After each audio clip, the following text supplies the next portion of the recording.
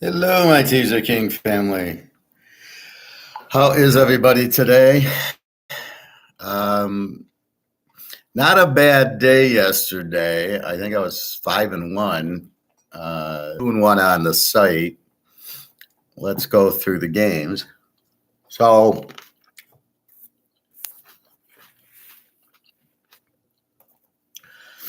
Notre Dame wins 42-3.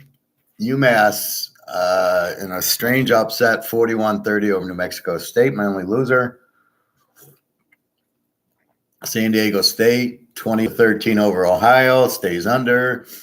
Vandy, Hawaii, 35-28. It's what I thought, that Hawaii's offense would start getting going. Didn't play the game. But now we can see Hawaii might be a good over team. No defense, and the quarterback looked good. USC, 56-28. That was the over. Had that one. And Florida International, LTAC didn't play. LTAC wins 22-17 with a late touchdown. The Bachmeier from Boise didn't look too good. Florida International, the quarterback had like 4 yards passing. So what happens is turnovers, right?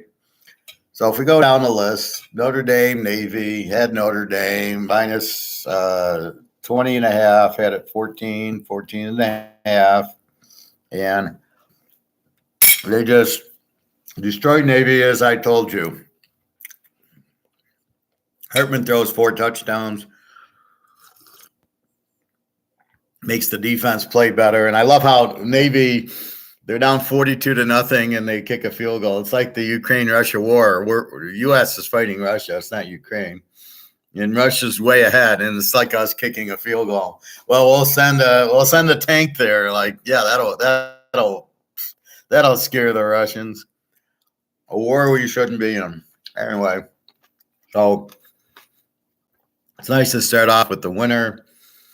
The bet was Notre Dame minus 14, and I played it with USC over.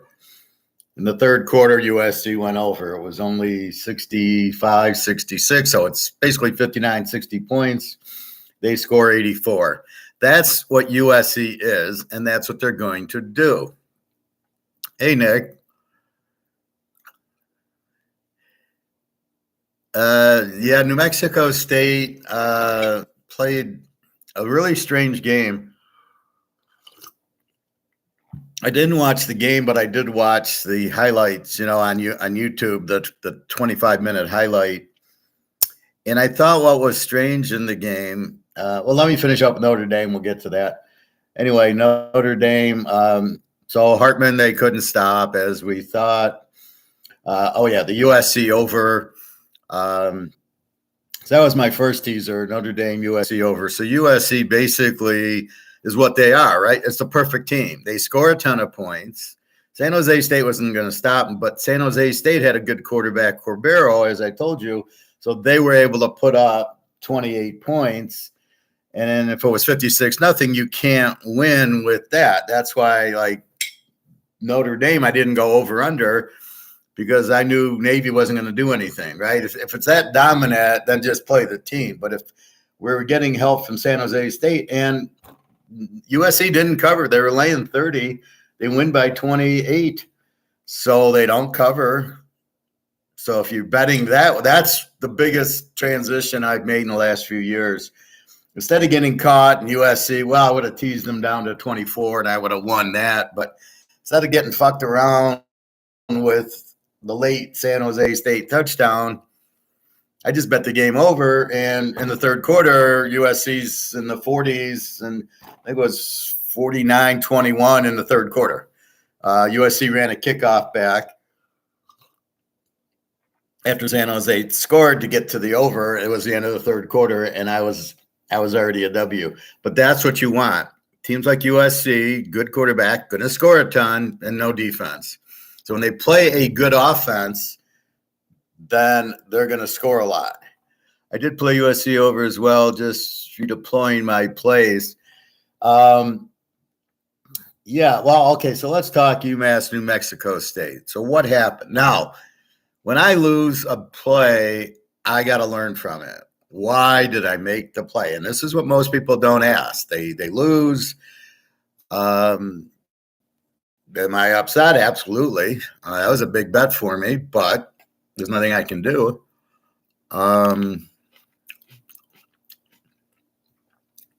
Yeah. So why did we lose?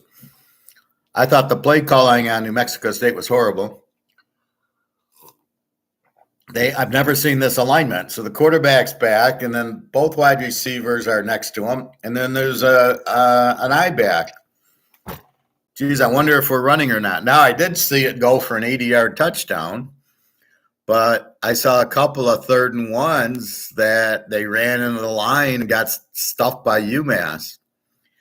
So I thought, and then Pavia hits 2 long touchdowns, 2 40-yard touchdowns, and I'm like, why aren't they just throwing that play?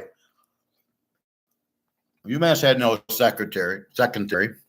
So the biggest lesson learned is a team like New Mexico State has no defense, and that's what I try to avoid.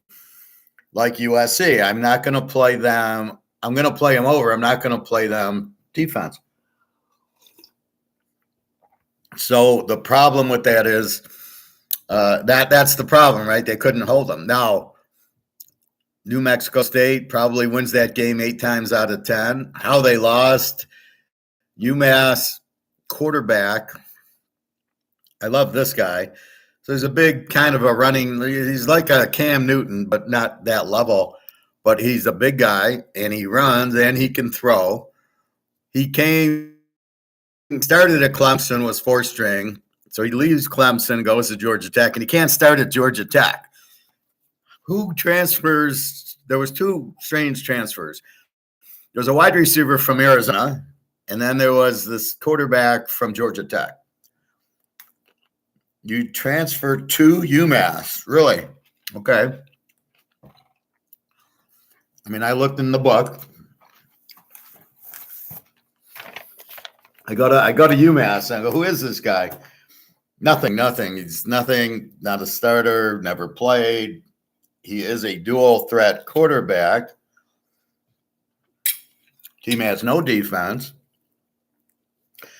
So now we've learned the quarterback is one of these dual. See, that's what happens to you in college football. You're betting the team one way. I'm betting them as a Z team. New Mexico State did score what they got, 30 points, although they scored at the end. What killed us was the guy throws a bad pick 6. I was like, who is he throwing to? He had the interception early in the game, and then he fumbled late in the game, and it led to 21 points. And that's how you lose, is the turnovers. And I think the first interception's the killer because it's 0-0, and he throws a bad interception. And UMass, then goes down and scores, and we could see New Mexico State with no defense. So UMass has a little bit of a runner and the quarterback runs a lot. So it's almost like, Malik Willis at Liberty, where it's all him and he's just going to run. It's not like Jefferson, because Jefferson can throw, but he's a big guy, right? Almost a little like Vince Young.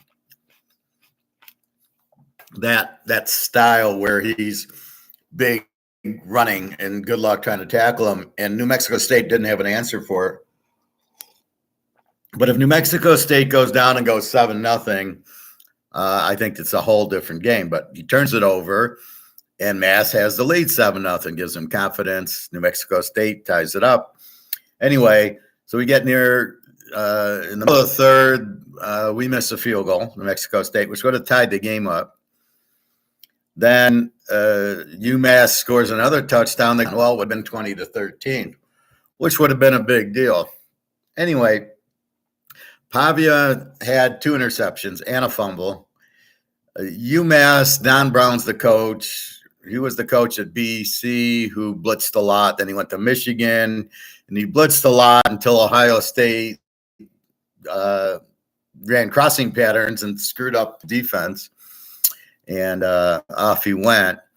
But against the New Mexico State, so okay, new coach, check. New quarterback, check. They're not a Z team, obviously. Are they an over team? I don't know. But New Mexico State, I think they have a good quarterback, and he showed up. So that part of the equation was good. New Mexico's or UMass's offense is where we got screwed up on. And it's okay. That's what happens week one. That's why I'm scared to bet. That's why I like to go with the team I know. Now, I knew New Mexico State's Pavia. That's why I knew that, and I figured who's going to UMass. I think I made that comment. Well, who the hell's transferring to UMass, right? So anyway, this is why I like waiting a couple of weeks for the new quarterbacks. I did like the line. But anyway, so with that said, it's hard to play these zero defensive team, these over defenses to win. You can play them to go over is a much safer bet than playing them to win, as you can see what happened. This over-under was 45.5. So I wasn't the only one a little fooled by UMass's offense who won. They're a Z team. They don't score 20 points a game.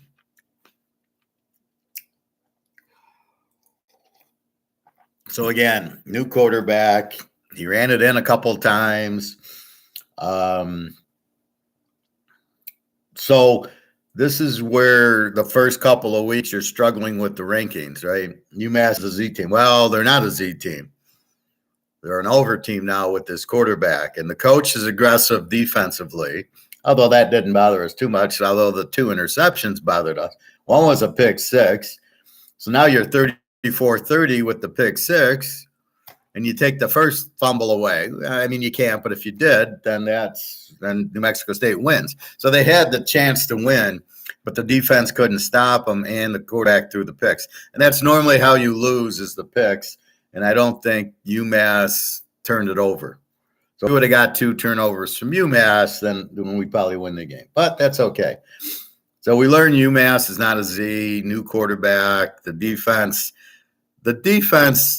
puts pressure on you, but now they get Auburn, right? And they're 38-point dogs to Auburn as now an over team, not a Z team. Their defense won't stop Auburn, but Auburn's going to have a little bit more difficulty with the quarterback. Although I'm sure now Auburn sees what they got, and they go, oh, okay, this is how we're going to play them.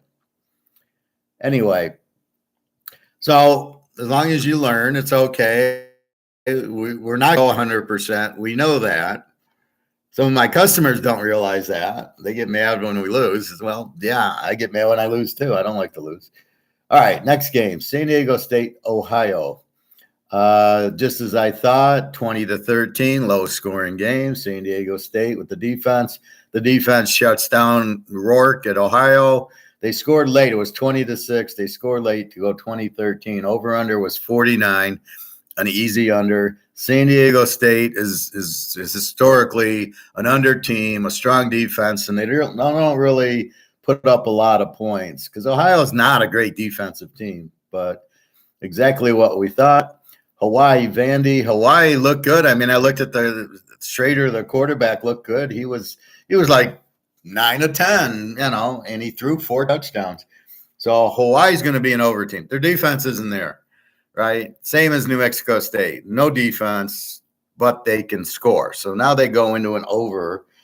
And here's Vandy, who apparently has no defense either, and they win 35-28. Well, 35 on Hawaii isn't much. And then on, Vandy's still kind of a weak team. It doesn't show me a lot, but Hawaii shows me that they were able to put up 28. On an SEC defense, let's not forget. Yes, Vandy is in the SEC, amazingly enough. But they play Tennessee is the big game for them. So now we feel better with Hawaii being an over team, right? San Jose State, USC, exactly what I thought. Williams 56 points. They get a kickoff return. San Jose State does answer with 28. Cordero, very good quarterback. So it's hard to say San Jose State's defense from this because USC is going to light them up for 50 points no matter what. I mean, unless they're Georgia, they're not going to, anybody. They're going to put up, 50 on UCLA and Oregon, on Washington, maybe not on Utah.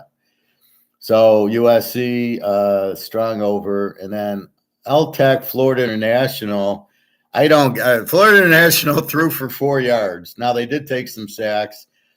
There must have been turnovers, which led to the 17, because Florida International was up 14-0, and then that was it.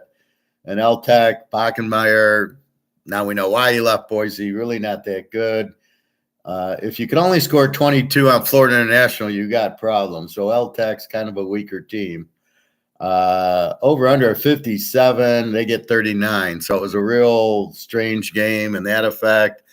I'd have thought Tech would have scored more, but they didn't. Again, Florida International's a Z team, and that's about, you need a strong offense to beat the Z, like New Mexico State.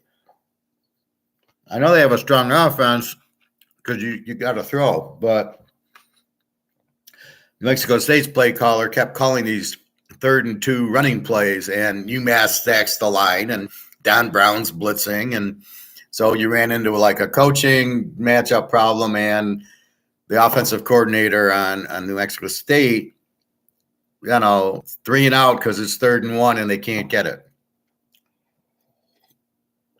Okay.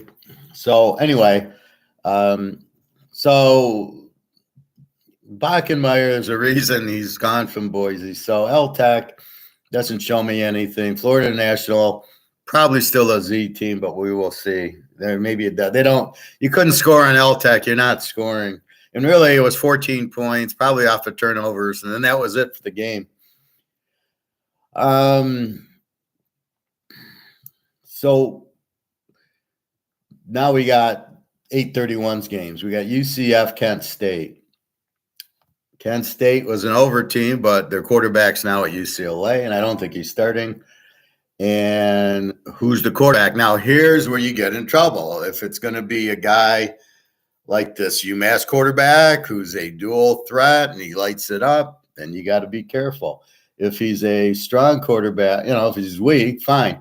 So that we don't know, and that's why I don't like to play this type of team right now. I don't know who the quarterback is, so I'm betting unknown, just like we did with UMass. So, okay.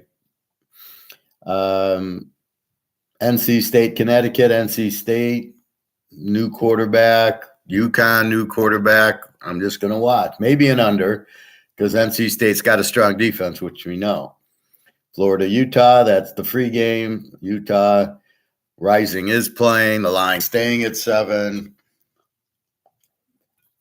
That I promise will not be. Florida ain't winning this game. I know Rising, and I know their defense, and they're in Utah. Mexico State didn't have a defense. So had I to do over, would have played the over in the UMass New Mexico State game, seeing that UMass actually had a quarterback now who couldn't play, who couldn't be a third stringer on Georgia Tech. So this guy, goes to UMass and thinks, oh, now I can make the NFL. I look at me at UMass. Okay. So we know Florida's quarterback from Wisconsin, Mertz. So we know what we're getting. We know Utah. We're betting the defense and Cam Rising back. Florida lost a lot. I like Utah's coach better. So it's a whole different scenario in this game. Now, again, any game, anything can happen. Usually I lose because of turnovers, right? Which you can't really count on. That's why I avoid good defenses because I know they're going to get the turnovers. So I can see Utah getting 3 picks, but I can't see Florida getting 3 picks on Rising. Nebraska Mini, Again, we got a new quarterback for both teams, so we got to be careful. We bet the defense, so we would bet Minnesota. Nebraska has a new coach rule. They were using the Texas quarterback last year, but he sucked. So I don't see much there. Army, Lou Monroe, we're in the same boat here where Army's got a new offense. Lou Monroe has a new quarterback. I quickly went to the Lou Monroe page and go, like, yeah, I'm on Lou Monroe, right? And I'm like, all right, who's their quarterback? And their guy is also a dual threat quarterback, which made me cringe. But Army sees a lot of that. Now, I looked at last year's game, and Army won 48-24. So I don't know if I'll get the same result, but they're gonna have a fun time with Army. So again, here comes a dual threat quarterback. But Army sees that. And so you got two types of quarterbacks. You got the dual threat guy, and then you got the more Cam Rising and Williams who throw the ball. More of the passers. So again, I'm like, okay, let's hope this doesn't happen. And maybe Lou Monroe's an 18 this year, but again, I'm looking at last year, they were a W. Again, I'm betting it as they have a weak defense. Army should score on them. I don't see Army with the turnovers, but it's a new offense. Maybe they will, but hopefully not. And that's the problem with week one. It's these little teams changing the quarterback, changing the coaches, and that's why it's like, I'll stick with Utah, who I know. Same coach, same quarterback, same defense, USC. Notre Dame added Hartman. He looked great. They didn't even try. They're up, 21-0, and he's running the ball. And I said, I can't. As soon as I saw that game, I said, I'm locking the USC game over, and I'm locking the Ohio State game over. I mean, that's ridiculous. I see a very strong play for week 2 of college. So I'm already like writing all the games down, and it's not a full slate week 2, but I already got 4 games circled. I already got a line on one.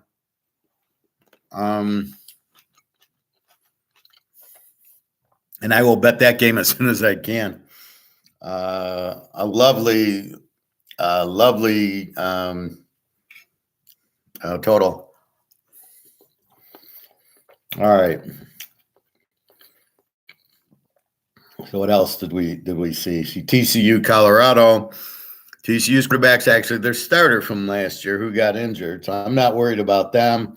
They run a very good offense. Their coach is a very strong offensive coach. Colorado, we don't know what they are. Are they a Z team? We don't know. You got Prime. You got the whole new team. Prime Jr. is quarter. You don't know what you got. Hey, Bobby Bo. Yeah, New Mexico State lost. Well, they just don't have a defense. What got us, Pavia played fine. That wasn't the problem. Well, he threw the 2 interceptions. It was UMass third down defense, and UMass got 2 picks. That's really what hurt us is the pick in the first quarter and then the pick 6. If he doesn't do that, we win the game easily because they didn't have a problem scoring on UMass. But I wish he would have done more of those long passes. He hits 2 of them, and then he's sitting there running the ball like, what the fuck are you doing? Well, UMass showed somewhat of a defense, although the secondary sucks. And their quarterback, was like Cam Newton Jr., a big guy who left Clemson to come to UMass. That tells you all you need to know. Well, no, they got a pick 6, and the quarterback ran one in, and they had a running back, and they still kicked a couple of field goals. I just think that New Mexico State's offense was kind of weak. Too many running plays, 3rd and 1, and Pavia looked good when he ran, but I thought the offense had some very strange calls. When you play a UMass team, there'd be more little screens and more long passes because their secondary was their weakness, and they didn't take advantage of it. And then they couldn't defend the quarterback very well. He was. It reminded me of like Cam Newton or Vince Young, where he was just bigger than the guys. And again, he came over from Clemson to Georgia Tech. He was 4th-string at Clemson. Goes to Georgia Tech with no quarterback, and he can't start, can't play. I never heard of him. And so, I looked in the book. It doesn't say anything. Just a dual quarterback. Never played, no stats. Again, that's a week 1 issue that you got to be careful week 1 with the unknown quarterback. So that's why I feel good with Utah. We got Rising and UTSA. We got Harris and Texas. We got whatever. And that's why Alabama and Ohio State, we don't know the quarterbacks. We know the system, so they should be okay. I can't imagine Ohio State not putting a big number up on Indy, but it's a new quarterback. So that's why those games you got to watch. And then it's check, okay. Even Georgia, new quarterback. They got Brock Bowers. They got a killer defense. But what I like about Utah is their defense is Georgia tough, Rising we know. And he should have a big game against Florida. Like I said, if they're playing him, he's ready. It's going to be a big win. That's how I view it. The emotion will be really strong and a red out. Where New Mexico State, they don't have a defense, and that's why I don't like playing teams with no defense. But again, UMass looks like they're not a Z team. They're probably an over team this year. But again, that's against a weak defense. Let's see them this week. So they play Auburn this week, getting 38.5. You're going to play UMass in 44? I don't think they do anything against Auburn. And now Auburn's seen the tape and they've seen it. They'll be ready. They'll be more prepared for this quarterback. Yeah, but UMass hitting touchdowns on them. Well, they kicked 3 field goals, I think. What was it, 41? Yeah, they kicked at least 2 field goals. Their kicker couldn't even get the ball up. I mean, he just line drived them through the uprights. But it was the turnover. The first turnover, 7-0 UMass. Now you give them momentum and confidence. Then we're getting close, and he throws a pick 6 on a terrible pass. I don't know who he was throwing it to. The receiver wasn't aware of it. He should have thrown it away or ran it. Bad play. Everything was bad on it. But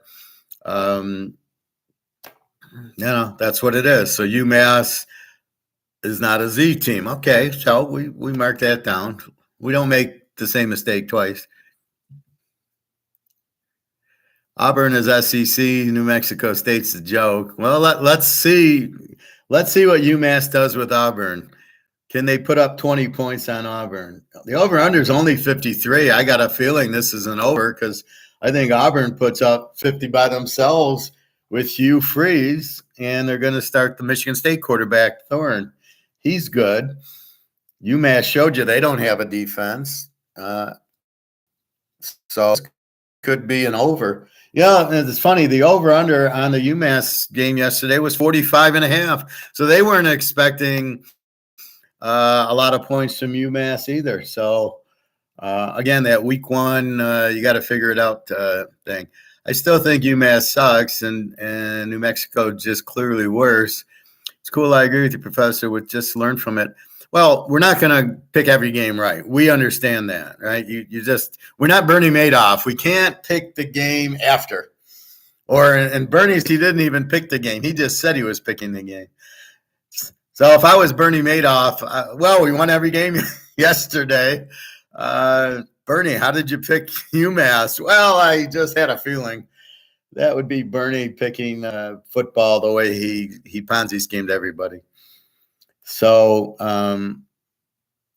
no, I was right on Pavia. I was right on New Mexico State's offense. I didn't, I thought UMass didn't have an offense. They're a Z team. So I thought it would be, in this case, 30-10. I was shocked when I saw the score 20-10. I'll tell you that. But we won't make that mistake again. Don't worry. Well, if we were Bernie Madoff, we could, sure. We'll get all of Europe. I'll get Harvey Villachet to give me all the kings and queens in Europe, and we'll pick football for him, and we'll pick every game right, just like Bernie. 100%. How could he do that?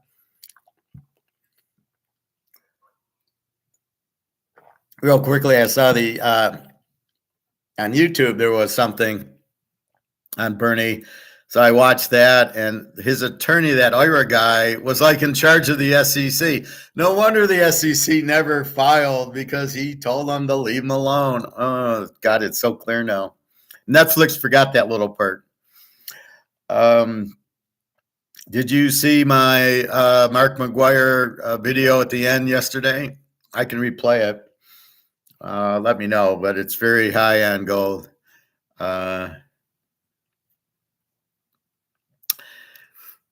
Do you want me to replay Mark McGuire? It's about 10 minutes, the last 10 minutes, and it's gold going through the roof, and it'll be competition.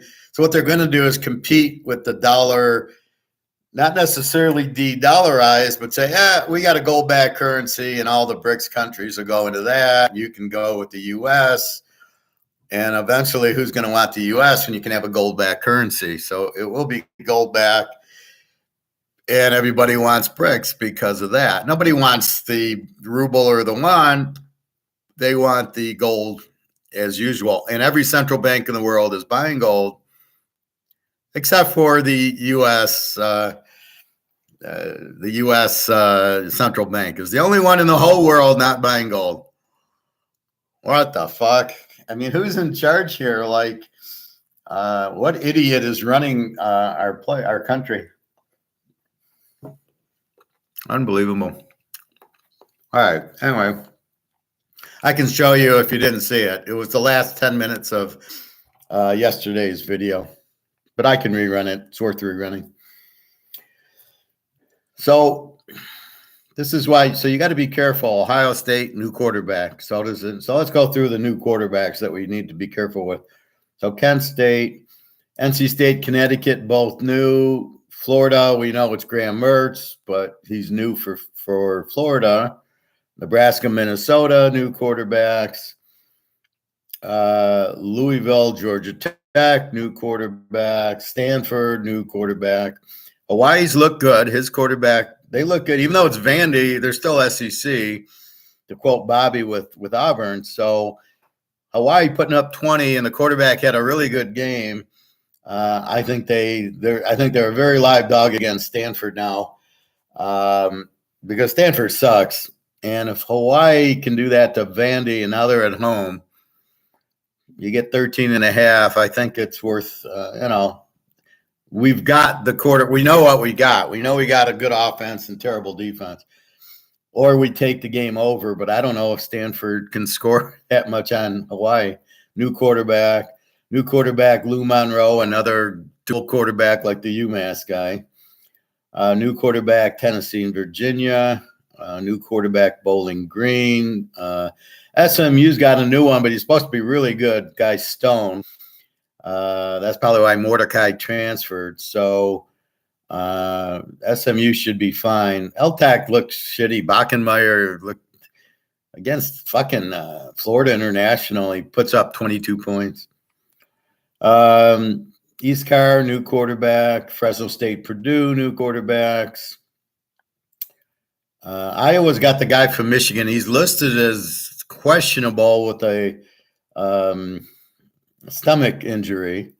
What do you call it? A quad injury. So we'll have to keep an eye on him. Iowa could be playing into an under. Half their guys are injured already. And they have a good defense. So Ball State and Kentucky. Kentucky's quarterback is the North Carolina State quarterback. whatchamacallit, can't remember. Anyway, so he was at North Carolina State. He goes to Kentucky. So again, but he's not. We know what he is. The UMass quarterback I never heard of. He never played, but this guy we know from North Carolina State. Colorado, it's Prime Jr. is the quarterback, but we haven't seen him in Division I. TCU, their guy's actually the starter from last year, so he's actually not a new quarterback. Duggan, I did see he's in San Diego. Had a pretty decent game. Arkansas State, new quarterback, supposed to suck.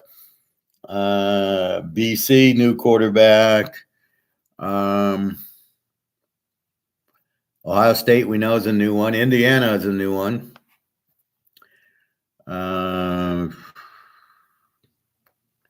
Rice has a new quarterback. Watch this guy be Joe Montana. Cal and North Texas are new, but North Texas is running the Mike Leach offense. I expect a lot of points from them. Nevada's is new. Houston's new. We got Frank Harris for UTSA. Texas State's new. They're running an air raid offense. Good luck against Baylor. New Mexico's got a new one. So does Texas A&M. Washington State, now they're not. Middle Tennessee State and Alabama both have new quarterbacks. West Virginia and Penn State. Illinois, Danny DeVito, as we saw, is on the Giants. Old Dominion of the new one. UCLA with the new one. Northwestern and Rutgers with new ones. Oregon State with a new one. And Clemson's got a new one. So that's what we've got to risk. We got to be careful with those. I'm not really worried Texas and Rice, that Rice doesn't have a superstar, but they have it. You just got to, be careful. But we're betting on Texas with Ewers and Manning Jr. that they're going to put up a lot. This doesn't give Rice a defense. They don't have a defense. They got a New Mexico State defense. So Texas is going to light it up. So when you have a bad defense, a good quarterback. So look at San Jose State, USC, right? So we hit the over easy. USC just blows them up because they don't have a good defense, San Jose State. But since San Jose State had a good quarterback, we can go over. But that's what you get. If you get a good quarterback and a good offense, they're going to kill a weak defense, right? So if UMass, now Auburn, I don't know what kind of offense they have, but if the quarterback, the Michigan State guy, does good, God, I can't think of his name either. If he has a big game, they'll be able to light up UMass's defense. But will UMass? Let's see what the quarterback looks like against Auburn. Now, if he looks good, they're Kansas, right? There'll be a strong over bet because their defense really is good. Now, he blitzed a lot because that's what Brown does. So from that standpoint, he had a good run defense. So we'll have to see. But New Mexico State in the future is an over team. Pavia, good quarterback, no defense, perfect over. Just like USC, UCLA. Half my boys, they're all like that. Good game next week. South Alabama, Tulane. Tulane laying 7.5, and God knows 55.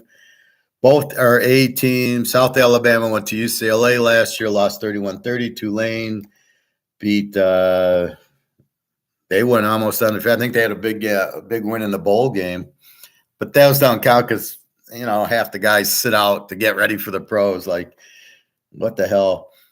I heard my sports talk radio from Detroit, and the guy's listening to my channel. He goes, this is ridiculous, worried about getting hurt, and they should play a different sport. I'm going, where have I heard that before? So these guys are like listening, but they don't have the balls to like say, hey, I'm this, or hey, it's the Teaserking.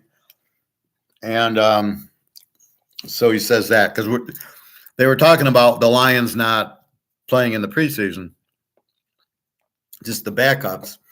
And here's Mahomes, who I talked about, is playing although he didn't play the last game. And, saying they're not going to be ready. They're going to get killed. I'm going, exactly.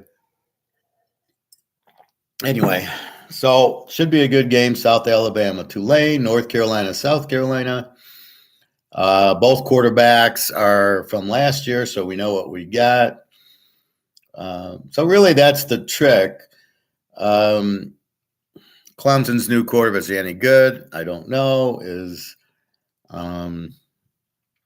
Let's see, Texas State, what does he look like? New Mexico. So there's not that many good ones. That's why they go to this duel where they get an athlete, he can run, because it's hard to get running backs and it's hard to get receivers apparently, and offensive linemen. And so like UMass is such a bad coach team and such bad offense. Who knows if they have a line or running backs, that they're so bad that they get the running quarterback, because then when the protection breaks down, he can run. And that's really the thought of it. And that's why they do it. But New Mexico State wasn't smart enough to blitz him. See, when you get a guy like that, you blitz him, and then they're all done. Like Fields, he got sacked, 55 times last year? Because they know he can't throw. He can't audible to a screen. If we blitz him, he can't run. And that's how you beat a guy like Fields or Lamar, or however you can't beat Rodgers, Mahomes, Joe Burrow, Brady with the blitz, right? They see it and they boom. But these guys that don't know what they're doing, like a Fields and Hurts and those guys, that's what you do to prevent them from running. You blitz them. Now they can't use their speed and they're done. So we'll see. Again, New Mexico State, they weren't an over defense. They were a 25 defense, so they weren't that bad. Anyway, let's get over that. So we got 8:31 coming. We got Utah over Florida, Nebraska, Minnesota, NC State, UConn you can go with, and then 9-1. So Friday we got Miami against Miami, Central Michigan State, Louisville, Georgia Tech, Stanford, Hawaii. Now we have a grasp of Hawaii. They should score on Stanford, so you could play them as a dog. Stanford's got a new quarterback. Who the fuck knows? So you're kind of frozen, and do I play it over? Well, if Stanford's quarterback's good enough to play it over. If he's not, then Hawaii in 13 should be a winner, because they're going to score on him, especially being at home.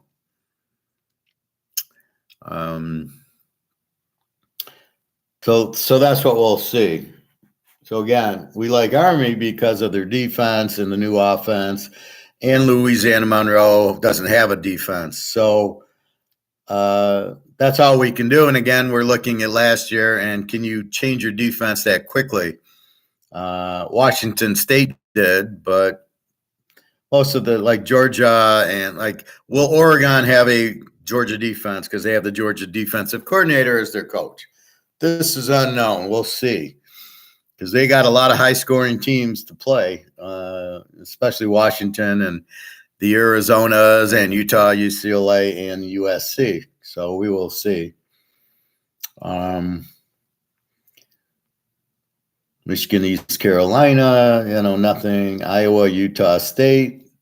So we got to see if the Michigan quarterback doesn't play. It's probably an under game. Utah State they have a quarterback, Legis, who was there last year. Weak offense. They ain't going to do anything against Iowa's defense. But now they have a weak defense. But if the Michigan quarterback has got a quad and they say, well, we don't need him against Utah State, probably be a low-scoring game. So that's how you look at it. If the quarterback's injured and he's pretty good, then it turns into an under game, right? It's a good defense, but they got to have a good defense, and they're not going to score a lot. If the quarterback's playing, then it's a different story. Fresno State, Purdue, let's see what the quarterbacks look like. Fresno State normally has good quarterbacks. Purdue normally had good quarterbacks, Drew Brees. But lately, I mean, they couldn't score with Jeff Brom. I mean, it's crazy. And this guy's a defensive coach, Purdue, so we'll see. So I don't want to go through all the college. Let's look at the pros. So learning what we learned yesterday. Let's look at week 1 in the NFL. Well, let's look at the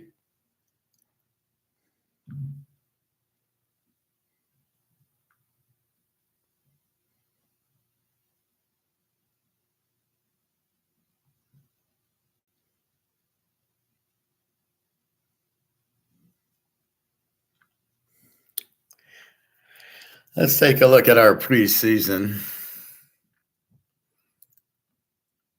I'll be real quick with this.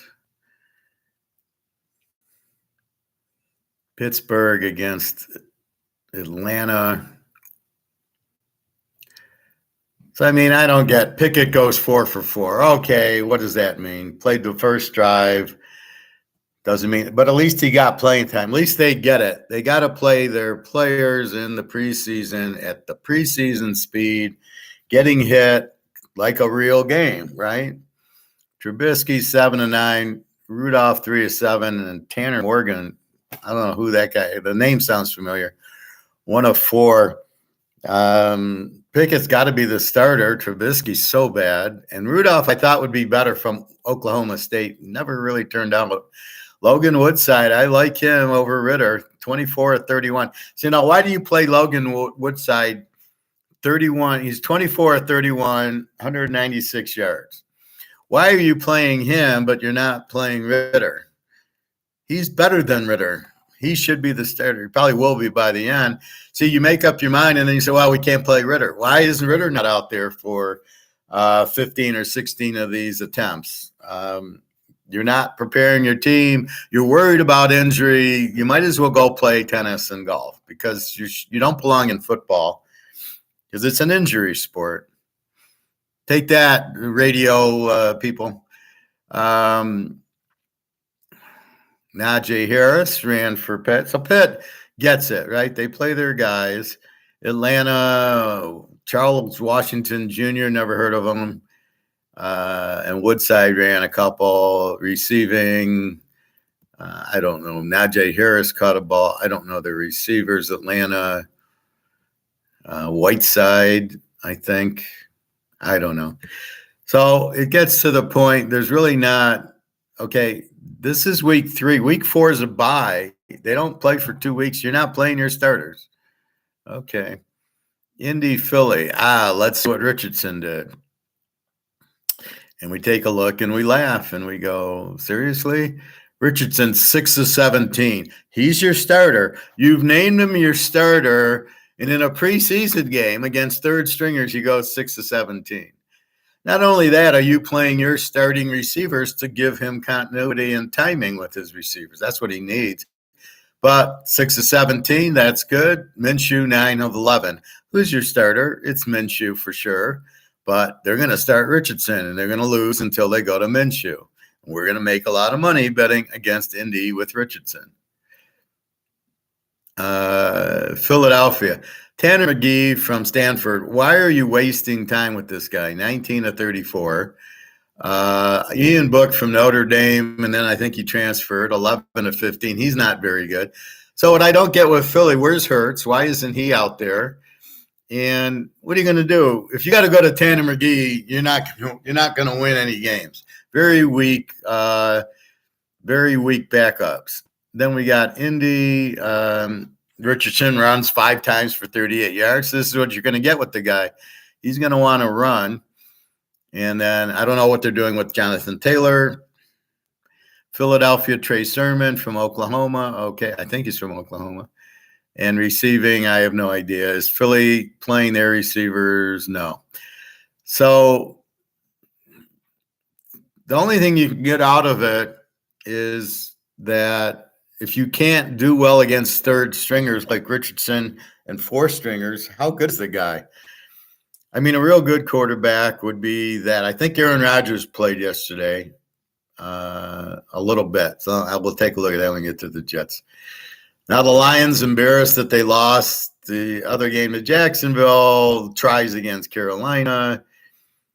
Teddy Bridgewater, 13-22. He'll be the starter next year because they won't pay Goff. Why is Adrian Martinez there? 5 of 11. He sucked at Nebraska. Then I think he transferred last year, and he sucked wherever he played. And Nate Sudfeld. So what are you wasting everybody's time for? What they're not going to play. You've got Hooker as, I guess, the third stringer with the injury, so he can't play. So it's Goff, and it's Bridgewater, and Bridgewater's probably better. And until Hooker, and we'll see what he does. But he probably will suck on the Lions because they're very bad at unless it's a Barry Sanders or a Kelvin Johnson that doesn't need coaching. They're very bad at coaching these guys. Carolina Luton from Oregon State. Bryce Young, 7-12. Andy Dalton, 6 of 11, and Matt Corral, 4 of 12. So of these 4, I would start Andy Dalton. Bryce Young is nowhere near being ready. 7-12. What is that against probably third or fourth stringers? So Andy Dalton is the best quarterback of those 4. Corral has looked okay. He's from Ole Miss. He's pretty good. And again, rushing, So it's hard to look. I'm not even going to look at these running backs and receivers. So let's just concentrate on the quarterback. Tennessee 23-7 over New England. It sounds like Mac Jones was the quarterback in New England with this.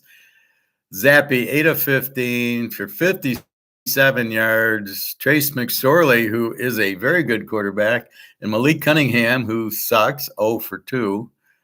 Zappy got sacked 4 times. Okay, so New England's got offensive lineman problems. Where's Jones? Why isn't he in here? Malik Willis, 15-20, 211 yards, not a bad day. Levis is injured. Willis is not very good. Again, how much do you take being it's preseason, third and fourth stringers? So we will see. New England, I don't know. So what's Tennessee going to do? Are they going to get Henry? They got the guy from Michigan. Yeah, he'll be their running back. San Diego and San Francisco. San Diego 23-12. Jonathan Kelly played at UCLA. I was in Twitter looking at UCLA, and they showed Jonathan Kelly, and then I didn't realize he played for UCLA. So the San Diego is loaded if they got this guy just sitting there. So here's where Max Duggan from TCU, 4 of 9. They keep playing this thick guy from North Dakota State who's terrible. 9 of 11 for 38 yards. How do you go 9 of 11 for 38 yards? This is a professional quarterback. I have no idea. Now, San Francisco, Brock Purdy, 5 of 9. Darnell, 6 of 11. And B. Allen, 2 of 6. They didn't even play Trey Lance. I think he's going to be traded. He stinks. Big mistake. Again, what's this thing with North Dakota State? What's this thing with guys who don't play in college and you trade up and drafting them number 3? Fuck, what is that? Josh Rosen, Darnold, all these top picks that suck. Even the Baker I thought was a little bit better, and he's turned terrible. I think they should start Trask at Tampa, not Mayfield. I don't. What value is that? So we know it's Purdy, and then I guess I don't know who B. Allen is. And then Kelly, 2 rushes, 78 yards, a 75-yard touchdown from UCLA. So all of a sudden, San Diego's a lot better than we thought with this running back. Receiving, nobody. Okay. Buffalo 24, Chicago 21. And you look and you go, oh, Fields must have played 3 quarters. Kay Allen, 18 of 34 for Buffalo. Josh Allen, 5 of 7 with no touchdowns. Then we go P.J. Walker for the Bears, 6 of 11. Fields, 2 of 6 for 51 yards. And then some guy named Begant, who clearly won't make the team, 7 of 14. So they're wasting 14 snaps on Begant that should have went to Fields. God knows Fields needs the work, 2 of 6. Then we look at the running. Fields ran 3 times for 16 yards, still wants to run. I don't know. The runner, I don't know. I doubt they're using starters. Cook, though, for Buffalo's from Georgia, I think, 5 of 23. They've got the guy in Minnesota who just switched. That's his brother, I think.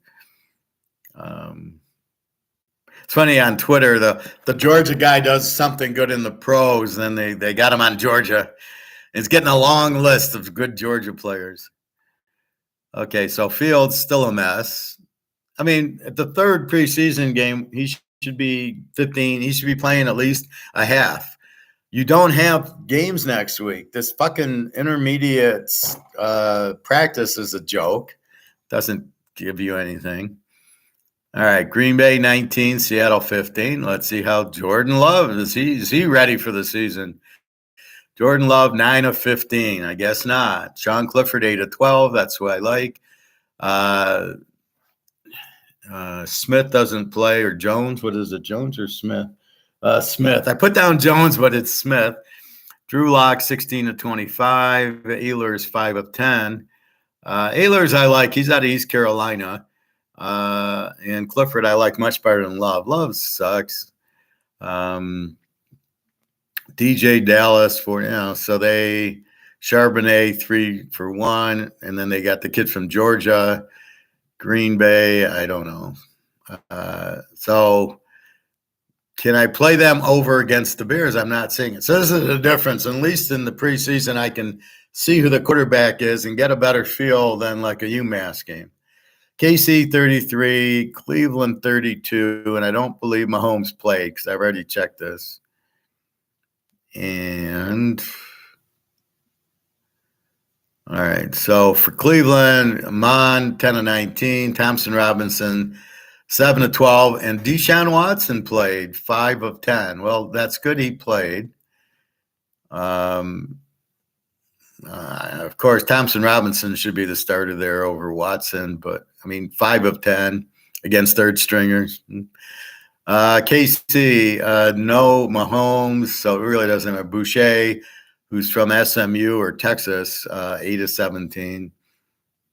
And rushing, Chocolatey Clear got one for 3, Pacheco 1 for 0.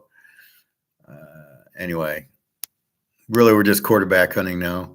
Arizona 18, Minnesota 17. Probably the only game they're going to win all year, unless they play Houston and Indy and Carolina. Let's see. David Blau, 11 and 22, and Clayton Tune, 9. So this is seriously Arizona's quarterbacks. Oh, my God. Minnesota, Jay Hall, 16 of 27. Never heard of that guy. Probably an older guy.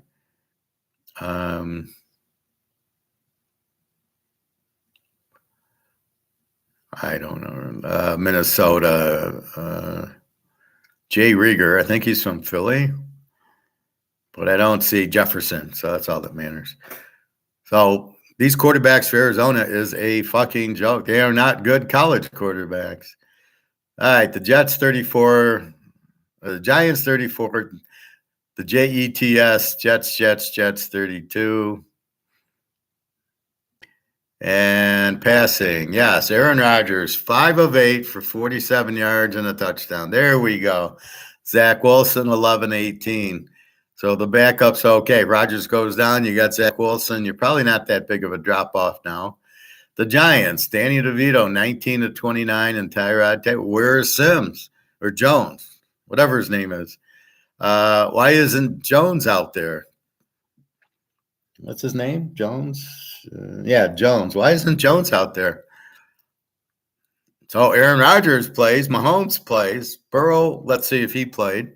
But I like Danny DeVito better than Jones. 19 of 29, 210 yards and a touch against the Jets. Now, it's not the Jets' full defense, but still, it's a game.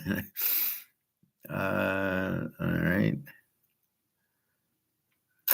Cincinnati, Washington. Let's see if Burrow played at all. I'm not expecting him to, but he should have played a few snaps. No, Trevor Simeon, 14 of 23, Stinnett, and Jay Browning, I think from Washington a few years ago. Washington, Jake Fromm, he's from Georgia, and Jacoby Brissett. I don't mind Fromm from Georgia. Brissett, we know. They got problems with Washington at quarterback. Fromm will be okay, but he's not as good as Stenson Benson. Simeon, he's so bad at Northwestern. Brown, yeah, Cincinnati, they got a problem if Burrow isn't the quarterback. Okay. And let's go to Baltimore and Tampa. Let's see how my man Trask played. Trask, 19 of 31. Baker, 6 of 6. 19 of 31, 192 and 1 touch. Mayfield, 6 of 6 and 43 yards and a touch. A. Brown and J. John. Where is Lamar? Why isn't he playing? You're paying him all the money. He ain't ready. Are you kidding? You think this guy's ready, Lamar? He ain't ready when he's ready. A. Brown. Good. Well, Baltimore, I don't know. Will they win? Will they beat Houston week 1 with this crap? Jacksonville 31, Miami 18. And let's see what's going on here. Jacksonville's pretty good in the preseason. Too bad they suck in the regular season. Okay, Skylar Thompson, 15 of 24. Tug Tagliavua, 4 of 6. 62. Thompson threw 2 interceptions. And Blackman, I never heard of him. C.J. Beathard, Trevor Lawrence, 8 of 10, 92 yards, not bad. Nathan Rourke from Ohio, my guy, 4 of 6. Beathard, 8 of 10. So where did all these points come from? Because it didn't come from throwing. Etnine, their starter, 8 rushes, 39 yards. Johnson, Hasty. So they had 3 rushing touchdowns.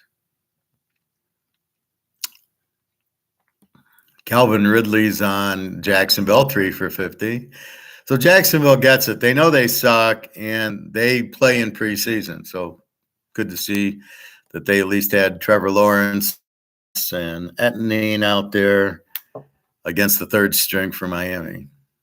So that's why you can't really look at this because it doesn't mean anything. They're not playing a real game against the starters. So when they do play the starters, what do you know?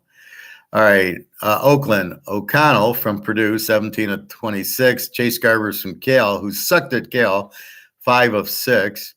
And Will Greer, my man, 29 of 35, 300 yards and 2 touchdowns. Now, I don't care it's preseason. You're not seeing this from the other guys. This is your starter. I'm sorry, Dak Prescott needs to be traded. Get some good defense to go with Micah Parsons. You got the running back. The best running back of Deuce Vaughn. Let's see if he played. No, he didn't play. Buck Greer ran 10 times for 53 yards. Too much. Lupke, David, I don't know. Oakland, Sincere McCormick, 5 rushes, 27 yards, 5-yard average. That's my man. He's the best running back in the league. Although this Deuce Vaughn might be just as good. All right, we forget the receivers. Denver, 41, LA, 0. Let's see what kind of game Russell Wilson had. Must have had a big one, huh? And we got the Rams, Rippin, 7 of 13. Stenson Benson, 4 of 9. 2 interceptions, 1 sack. 2 of 9 for 14 yards because they must back out the. Oh, he had 1 sack for 5 yards. So he goes 4 for 9 for 14 yards. Ripken 7 to 13 for 67 yards. So Benson played a little. I don't know what you're doing with D Win out there. Oh, we don't want to get anybody hurt. I mean, why is Rippon out there? So I think Bennett should have gotten more, should have played the first half. Denver, no Russell Wilson. Stidham from Auburn, 17 of 28. Ben DiNucci, they got to go to him. It's all over, 11 of 15. And rushing,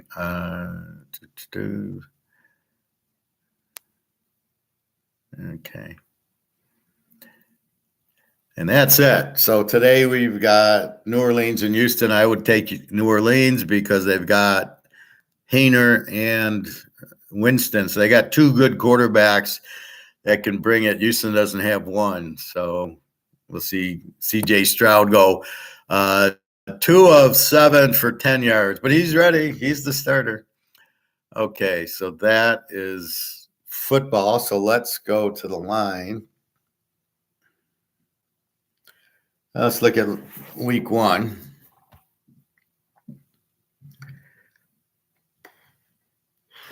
Don't care about this.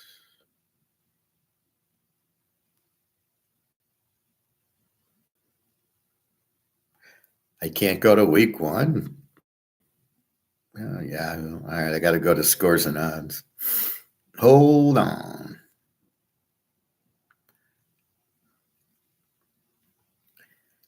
Okay. Week 1. So let's see what the lines are. KC 6.5, 54.5 has not changed. I would expect they start changing next week. Keep an eye out for injuries. Atlanta 3.5 down to 40. I like the under in the game at 43. I don't know about 40. Baltimore 10, 44.5. Up from 9.5. I'm not interested in Baltimore. Probably more the under. Cincinnati 1.5, 47.5. There you go. That would mean Joe Burrow is playing because the line's going up to 1.5. So keep an eye on that. If it goes to 2, he's playing. If it goes to Cleveland favored, he's not. And if Cleveland's favored, yeah, then just run to the under. But if as long as Burrow's playing, they're not losing. Jacksonville 3.5, 45.5. That's up from 44. Don't know why. How do you bet that game over with Richardson at quarterback? Minnesota 6.5, 45.5. No change. New Orleans 3, 41.5. No change. Frisco 2.5, 40.5. It was 42 down to 40.5.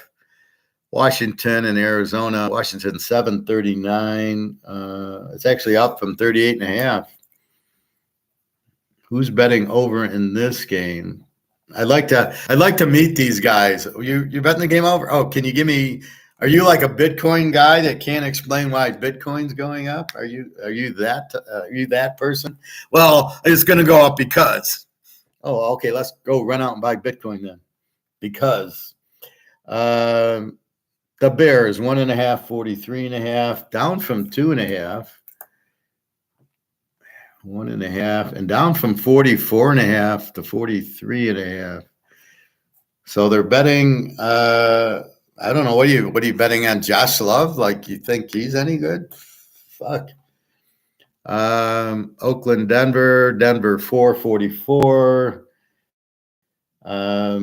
About it was 4.5, 4 somewhere around there. San Diego, Miami 2.5, 50.5, 2.5, 50 hasn't moved. Philly 4.5, 45.5. Went from 46.5 to 45.5. Philly goes to 4.5. New England will not score with Mac Jones in the game. They will need Zappi to score. Seattle 5.5, 47.5 hasn't moved. Dallas 3.5, 46.5 hasn't moved. Buffalo 2.5. Oh, thank you, God. 2.5. I got 8.5 with the Jets, Jets at 47. Why would anybody be betting Buffalo against Aaron Rodgers and this defense? The key to the bet's the defense, right? But then when you got Aaron Rodgers, you're not getting blown out. Hey, Eric. You're in Las Vegas. You're making money. What are you playing, poker? Working and betting some games. I'm on Atlanta Braves today versus Frisco. What's my best bet? What's baseball? We're talking football. Let me take a quick look for you in baseball. See if I can make you some money. Let's see. Let's go to Major League Baseball, 12:30. So we've kind of probably missed that early 12 o'clock Apple game. That was the Angels and the Mets. So you are on Atlanta over the Niners. Let's see. California and Boston. Or the Dodgers in Boston. Hey, G, what's going on? I got 500 on the Mets under 9 also. Is Bobby playing for the Mets today? LA, Boston. I like the Dodgers. Ferguson, 7-3 with a 2.81 against Tanner Houck, 3-7 with the 5.08, and the Dodgers are a -120. I like the Dodgers there. St. Louis and Philly. Holy shit. Drew Rahm for St. Louis. 0-1 with a 14.73 ERA against Aaron Nola. 11. So I kind of like Philly. Let's see if I can find you the best bet. Chicago, Pitt. Cleveland, Toronto. Noah Syndergaard. I didn't know he was still pitching. 2-6 with the 6.42. I guess he's not. Against Kikuchi, so Toronto might be a decent play. Houston, here you go. Take Houston. Verlander, 9-6 with the 3.19 against Seattle. That's your lock. That's your play. Take Houston with Verlander against Fado sucks. It's in Detroit, so he'll be pumped to beat Detroit, right? It's 165. So there's your best bet. Take Verlander. It's on at 140, so you have an hour for that game. There you go. Let's see if we can find some more. Washington, Miami, no. The Yanks, Tampa, Oakland and the White Sox, San Diego, Milwaukee. San Diego is probably a good game. Waka against Hauser. Waka 10-2 with a 2.63 against Hauser. 5-4 with a 4.28. So San Diego is good, or if you want the under. Texas, Minnesota, Montgomery against Ober. Ober lost to the Tigers. KC, Seattle, Mars and Castillo, a bunch of dogs. Maybe you take Seattle. Marsh is 0-6 with a 5.56 ERA. So I like Seattle there. Cincy, Arizona, Ashcraft, 7-8 with a 4.84 against God knows who. Ciccone, 0-0 with a 2.93. Stay away from that. Maybe over. And then Atlanta, you've said you've got, I don't like that one. Bet it on Houston. Schuster's 4-2 with a 5 ERA against Beck, 3-2 with a 3.54. I'd avoid Atlanta there. Over under a 10. You can't bet a pitcher with a 5 ERA and think he's going to – it's like betting New Mexico State with no defense thinking they're going to win. So be careful there. So, again, to recap, I would take Seattle, San Diego,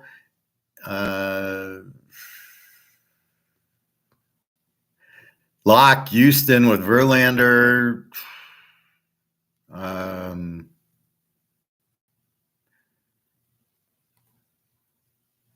maybe Philly, but they're the pitcher on St. Louis is a high school pitcher, and the Dodgers. So there's your games, Eric. 500 on the Mets under. The Mets under. Oh, the Mets are already going. It's 0-0 in the third, so that's good. Hopefully the pitchers have low ERAs. I'm taking Houston. Yeah, Verlander. Can't go wrong. Bobby, they might need myself and Eddie Murray back in the lineup to get a W. Yeah, I think so, Bobby. Well, you got to let us know when you're playing because you might fix the game. You might actually, go out and ground into a double play because we bet against you or something. Just like the government. You can be the J.P. Morgan of the team. I was looking at Milwaukee under, Milwaukee under, Milwaukee under, Milwaukee. There could be Milwaukee under or San Diego. Waka 10-2 with the 2.63. They're not going to get a lot of runs on him. Benila, I'm betting on the under 9 total runs, not on who wins. He gets it, and it's Bobby, not Benila. He should be out there playing. Sorry with New Mexico State. Bet the other 3. You got Utah and Army and Texas. And then I think I gave you one other one. If you like that instead of one of the others. But yeah, I mean, New Mexico State was very strange indeed. But, fool me once, shame on me. Fool me twice, shame on me. You only fool me once. That's it. So there you go, Eric. Go make some money. Go play. Do you play poker, Eric? I can be at the table with you as you play it. I'll email you the other. I can't say it here.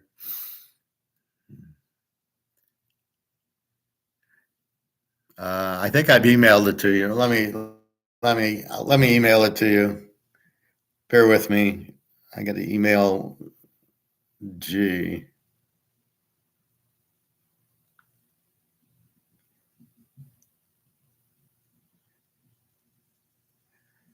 All right, here comes. You got it. Look in your level. I'll send it again.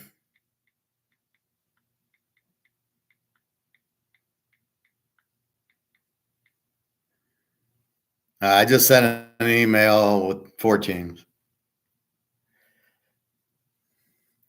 Well, I like to play at the Venetian or Caesars. Be careful of the Wynn. There's a lot of pros that play at the Wynn. I got very nervous playing there. I don't want to play against Alabama. I want to play against New Mexico State. But you got to wait till after the baseball. I find it hard to play poker while I've got big bets on football. I can't. I'm distracted. Like New Year's Eve, I had the big bet on Georgia, even, and it was a Michigan game was easy. I had TCU, and I'm the only one cheering in the room because we're in Michigan, and everybody's looking at me like, and I'm like, oh yeah, TCU scored again, and I had 13 points, and I'm up 20, and I'm like, okay, that's a W. I didn't make a lot of friends that night, but the Ohio State game, the way it was going out, and Ohio State had the lead, and I got Georgia even. I had to get up and go watch it. I couldn't focus on the game, on the poker. But when you're in the poker, watch. If some guy makes a big bet on you and he looks at the TV, fold 100% of the time. Bobby, yeah, it's not your fault, Professor. It's North Carolina State for making UMass look like the fucking Patriot. Well, yeah, but I can't make mistakes like that. I practice what I preach, and I don't like to bet. The theory of the bet was right. I'm betting against a Z team, but the problem is UMass wasn't a Z team. They were an over team, and New Mexico State was an over team, which I knew. I thought their defense was a little better. I didn't have them as an over team. I had them as a B team. They had scored 25, give up 25, so they weren't really that bad. I just don't like to lose, Bobby. So we looked at the pros. Now here again, we have the rankings from last year. Here, I play at the Silverton low-key spot away from the strip, free rooms. I'll ask them about a monthly stay. I want to get away for a month and work. I'm working remotely, right? So I called a lot of the casinos in Vegas, and they're all like $3,000 for a fucking month. But something like that might be good. I want to pay like $2,000 because I got to still pay my rent here. And then I can be in Vegas for a month and then work during the morning and then go enjoy at night, which has got to be better than Detroit. But that's it. But I got to realize if they have gold. So I'm not doing anything till my next paycheck, buy a few more ounces of gold, and then I'll do it. This is why I respect what you do, TK. We will win the next time. Yeah, I feel bad. Believe me, when I saw the score, I lost, but I felt bad for, all the customers. And, I'm giving – now, I don't know what you guys are betting because I'm basically talking every game. And all I can give you is like Utah's going to kill them. And the Army and Texas should put up a 60. USC over Notre Dame, but I don't know if you're betting it. If you buy from me, I know here's my pick. Here, I'm going to go through every NFL game. I don't know what you're betting. I know my picks are on the site, but I don't know what you're betting. So I'm trying to give you what's fair. I got Nick over here trying to figure out my bets, going, well, I'm just gonna listen to you, and then when your voice inflects a certain way, I'm gonna bet it. He's killing me.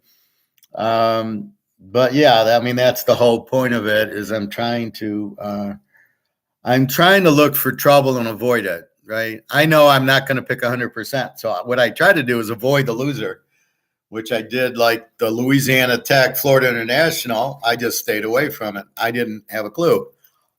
And I'm glad I did because they didn't cover and they didn't go over. However, USC over and Notre Dame, those were good boys. They played the way they should have. Didn't Hartman look good? When I saw that, I said, they're going, it's Notre Dame, Utah, and Georgia, and we'll see if it's Michigan, Ohio State, Florida State, LSU. I don't know how LSU gets in the championship game because they got to play. If they run the table and then they play Georgia, they can't beat Georgia. So they're going to have a loss and they're going to lose the SEC championship game. Can they still get into the playoff? Well, I guess if they beat Alabama, but they didn't get in last year. But they did. They had a few bad losses last year. So we'll have to see. But I don't like their quarterback. I'm scared for you, Bobby. I think Florida State wins it. LSU's got a lot of injuries. But I do like the coach. All right, so go play poker, Eric. Again, if a guy, first of all, you have to figure out, is the guy a bluffer or a straight guy? So most guys, they get a pair of aces, ace, king, they bet whatever. It's a little bit more in Vegas, but let's say they bet $10, $15. Then you'll notice they get nothing and they check. Okay, the guy inside out now. If he has a hand, he bets. If he doesn't have a hand, he checks, which is 99% of the players in Vegas, especially at this casino you're at. That's what they're going to do, right? So if the old guy bets, he's got something. Now, here's how you take advantage. You flop a set, or you got aces. You got a big hand, right? Oh, you hit your flush, or you hit your set, or you hit your two pair. Then you can bet on him because he can't figure out anything. So what he does is he'll call you. No matter what you have, he'll call you because he's got a pair of nines and he thinks they're good. So that's how you take advantage. Then you make a $50. You bet big enough that he'll come with you, but not too bad to chase him out. And that's the biggest part of poker in Vegas is you're figuring out, okay, I know I got him. I don't want to chase him out. That's why those all-ins are usually bluffs because most of the time I want to call, right? I got a flush. I want to call. I'm not going all in on a flush. Maybe I'll bet 100, but why would I go all in and chase you out? I got a flush. See, that's the psychology of why the all-in's usually a bluff. Once in a while it won't be, but generally I think it is because generally they want action and they want to get paid. So that's what you have to understand, but you got to understand your players that you're playing with and just see. Now it's Vegas, so I don't know, but you're at a small casino, Silverton, which is it near the Boulder Highway or is it the Desert Mountain Way? I think I've heard of it. Anyway, so that's good for you. So enjoy. Again, Verlander, he's the man. If you lose with Verlander, it's like losing with Georgia. I mean, you got to bet it. If it happens, but it's the proper bet. Anyway, other poker, just try to play your aces carefully and make a small bet on the flop. And if somebody check raises you, just fold them because they flopped the set. Because if you bet your aces, well, Vegas is a little different. You bet your aces, I would say bet 40 or 50 on them, see who comes along. And then if they check to you, don't make a big bet. Make a $30 or $40 bet. If somebody check raises you, you're fucked. Just fold. If they don't check raise you, if they just call you, they're on a draw or they've hit a pair of nines or maybe they got a pair of queens and they're just going to be in, then you can unload on them the next card. But be careful of the check raise. For these level of players, they're not bluffing you with the check raise, right? Those are the biggest things. So if they watch the TV, they got you. They got a monster, you're fucked.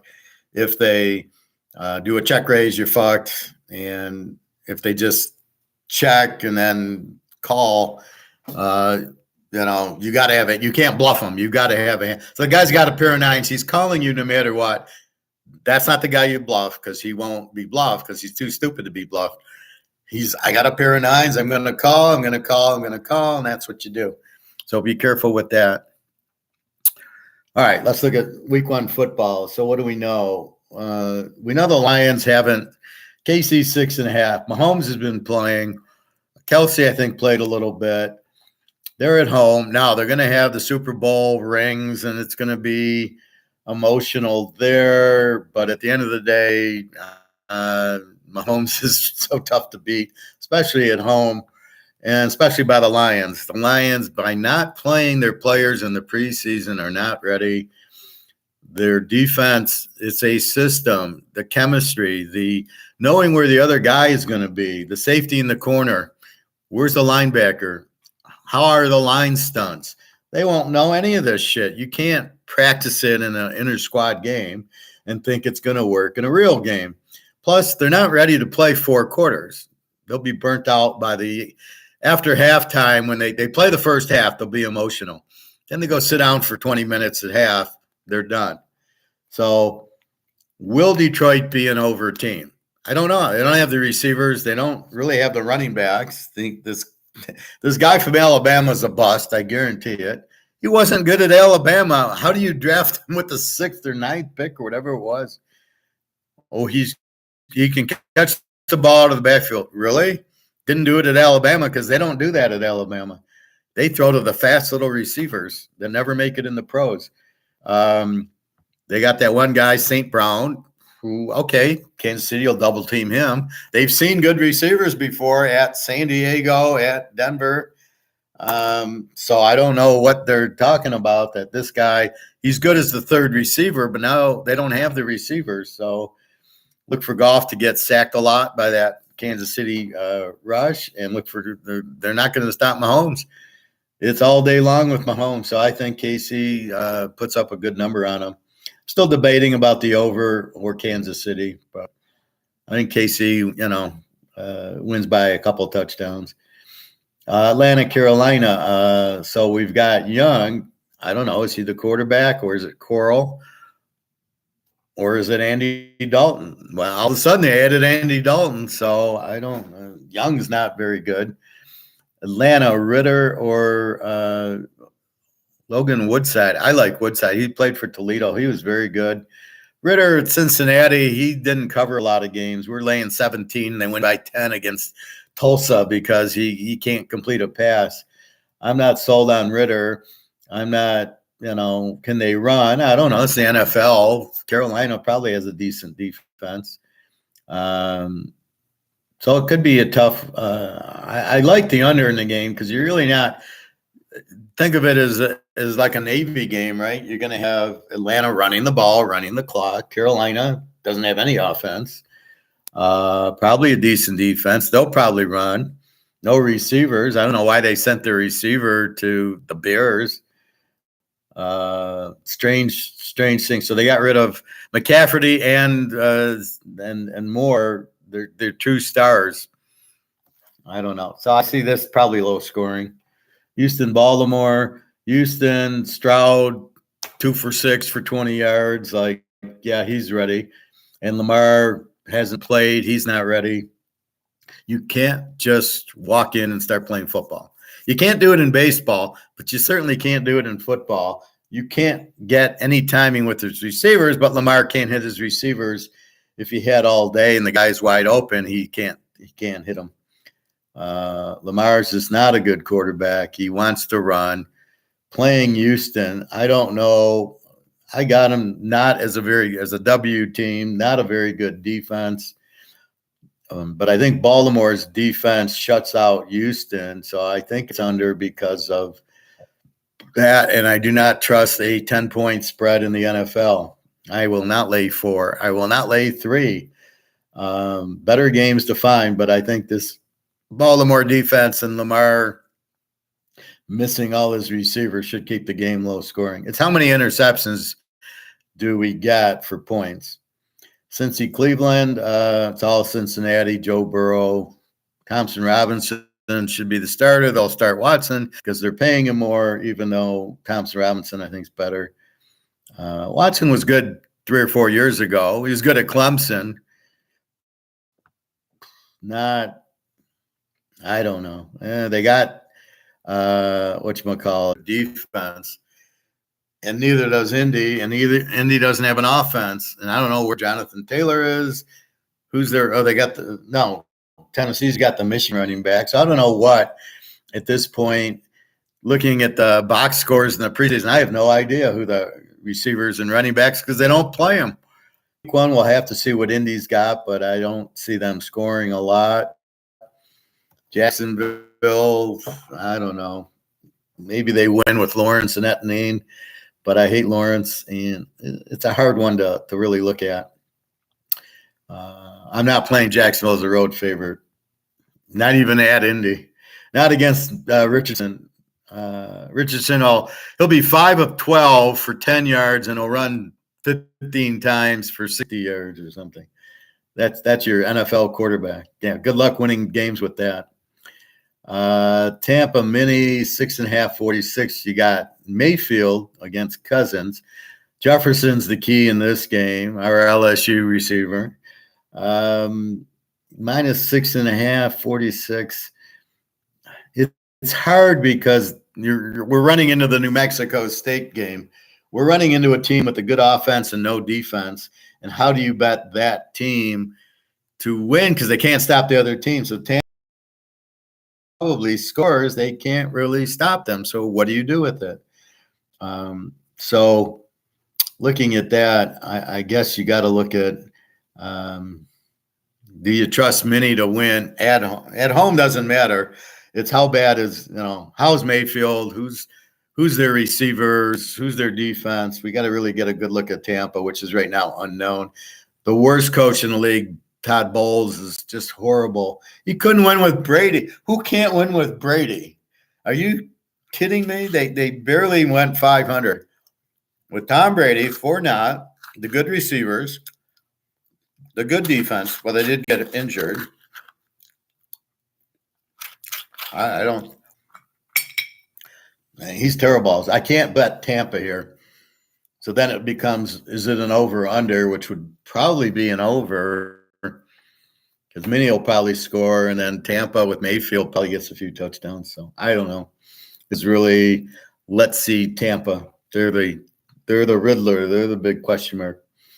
New Orleans 3 over Tennessee, 42. Tennessee, I guess they start Tannehill against Derek Carr, and then you got Hayner backing him up, and Winston. I don't know why I'm sure they'll trade Winston if anybody wants him. God knows there's so many bad quarterbacks out there. But Hayner's looked good. Carr, we know he's good. They got Kamara. They got the running back for the Lions who got 17 touchdowns. I think this is trouble for Tennessee. Again, they don't have Henry. They got the Michigan running back, Tannehill, the quarterback. So this will be they normally have a pretty good defense. So I can see this being under because I don't think Tennessee scores a lot here. New Orleans at home should be a low-scoring one. Frisco, Pitt, both teams, excellent defenses. Brock Purdy, love him. Pickett, he's okay. He wasn't that great at Pittsburgh, but he's okay. He's a 4-year starter. I don't know. I mean, right now, this is probably an under. You got to go to the art of war, strengths or defense. I think there's going to be a lot of field goals. I don't think – well, it's up to McCaffrey. McCaffrey, how much is he going to light it up? Again, he hasn't played, so they're going to be tired. By the middle of the third quarter, both teams will be exhausted. So you might get some late scoring in the fourth quarter, possibly. Arizona, Washington. Washington was somewhat of a good defense. Arizona's terrible. They couldn't beat UMass either. No quarterback, no defense. I don't know if they have a NFL player on their roster. Washington, we're going to win with Thurston Hall III. Seriously? So this should be very low scoring, I would think. Don't know why the line went from 38 to 39. Again, I'd like to meet the people betting over on this game. You can't bet over when you don't have quarterbacks. Neither team has a quarterback. You can bet over Montana against Brady. You can bet over Brady versus Rodgers, Brady versus Breeze, Mahomes and Burrow, Mahomes and Rodgers. You can bet those games over when you got superstar quarterbacks. Tune against Howell was not an over bet. It's an under bet.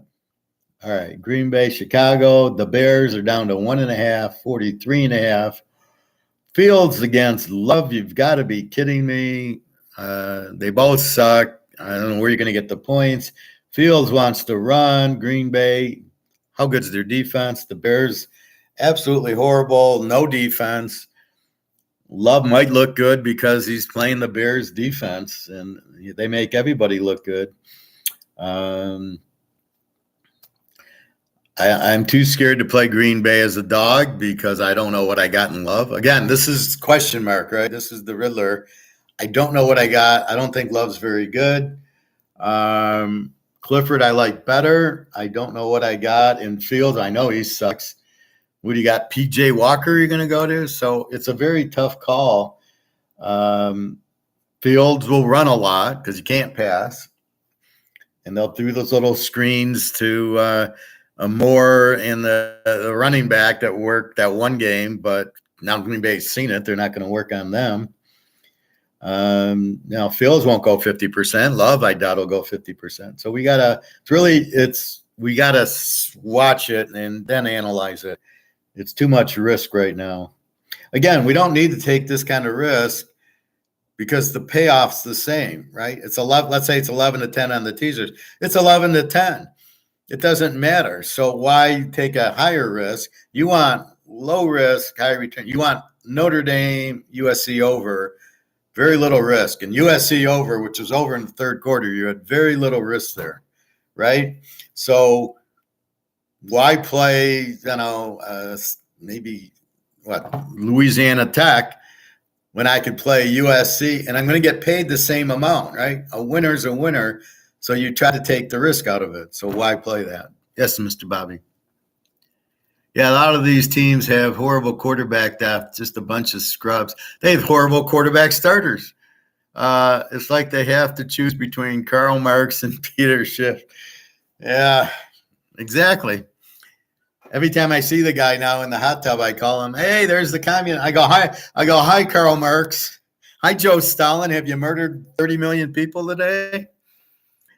I really get him with that because that's what they do. They murdered Joe Stalin murdered 30 million people of his own.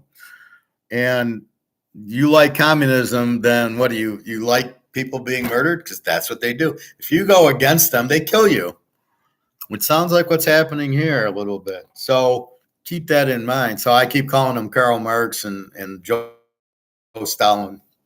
It shuts them right up. Don't tell me you're a communist. Okay, so again, Green Bay, Chicago, we got to figure out. We won't know until we watch them play, and I think Fields will run. I think it'll be in the 20s, like 23-20, which should put it over. I think you got to bet Fields over because he runs and he's going to throw interceptions. Love, I got to believe there's 4 interceptions in this game. Love's going to throw 2. Fields will throw 2. It's just where do they happen? Are they pick sixes for the over, or are they at the other goal line when they're forcing them in, killing your over to an under? That's the biggest problem. Oakland and Denver, we got Garoppolo against Russell Wilson, and more importantly, we got Sean Payton against McDaniels. That's the biggest mismatch, Sean Payton. I rate Payton an A, and I rate McDaniels a D. 4.5, 45 or 4.45.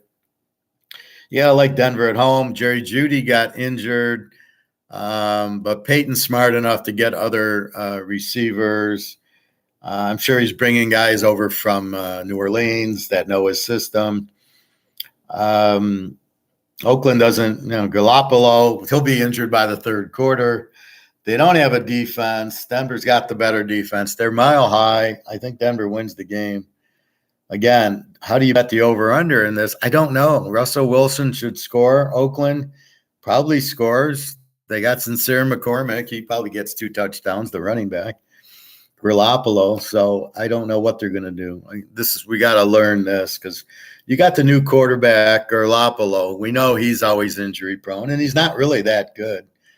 I don't get how he's a starter, and then like Kyle Trask from Florida and my guy from Dallas, Will Grier, they're not playing, and you got Garoppolo out there, and you got Trey. Like, what the Philadelphia's got hurt, and you could have had Grier, or you could have had Trask, and you got hurt. Oh my God, just incredibly bad GM and coaching. Miami, San Diego, 2.5, 50. This looks like the most obvious over.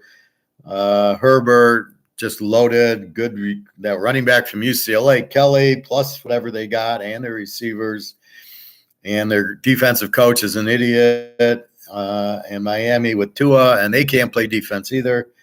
So I think this gets over by the third quarter easily. 50-44, 24-20. That's a joke, this game. Philly, New England, Philly 4, 46. Hurts against our man Jones. So New England won't score unless they play Zappi. And Philly, they're gonna play rugby. They're gonna push Hurts every play is gonna be first down, push Hurts for 2 yards, second down, push Hurts for 2 yards. One of the worst offenses I've ever seen in my life. They let the running backs go, so I don't know what they got. Devontae Smith from Alabama, give him 5 games, he'll be hurt. But they got my Georgia defense, so I got to look at this game under with Georgia's defense against Belichick, who's the greatest coach in history, only if he has Tom Brady. Without Tom Brady, he's just an average coach. And he doesn't, what do you pay Jones for? Because you play, what is there, a rule in the league? If they went to Alabama, you got to draft them and play them? I've never seen such bullshit in life. Not like they're any good. I'll take Joe Burrow all day over the Alabama quarterback, and all the LSU receivers over the Alabama receivers, and all the LSU defensive guys over the Alabama defensive guys. So that's a New England gets shut out here. LA, Seattle, LA, Stafford. If he doesn't play, we got Stenson Benson, which I like better anyway. Cooper Kupp probably playing. Aaron Donald probably playing. Seattle, the Smith Najimi from Ohio State's injured. Big shocker. So they'll have, Lockett and their other superstar. I believe he's still on the team. And then they're all loaded with running backs. And Geno Smith's not bad. I don't know with this LA what to do with it. The play here is Seattle because LA sucks, but that's with a lot of guys injured last year. So right now I'm not quite sure. I think it's it's hard to just take Seattle because they don't have the defense.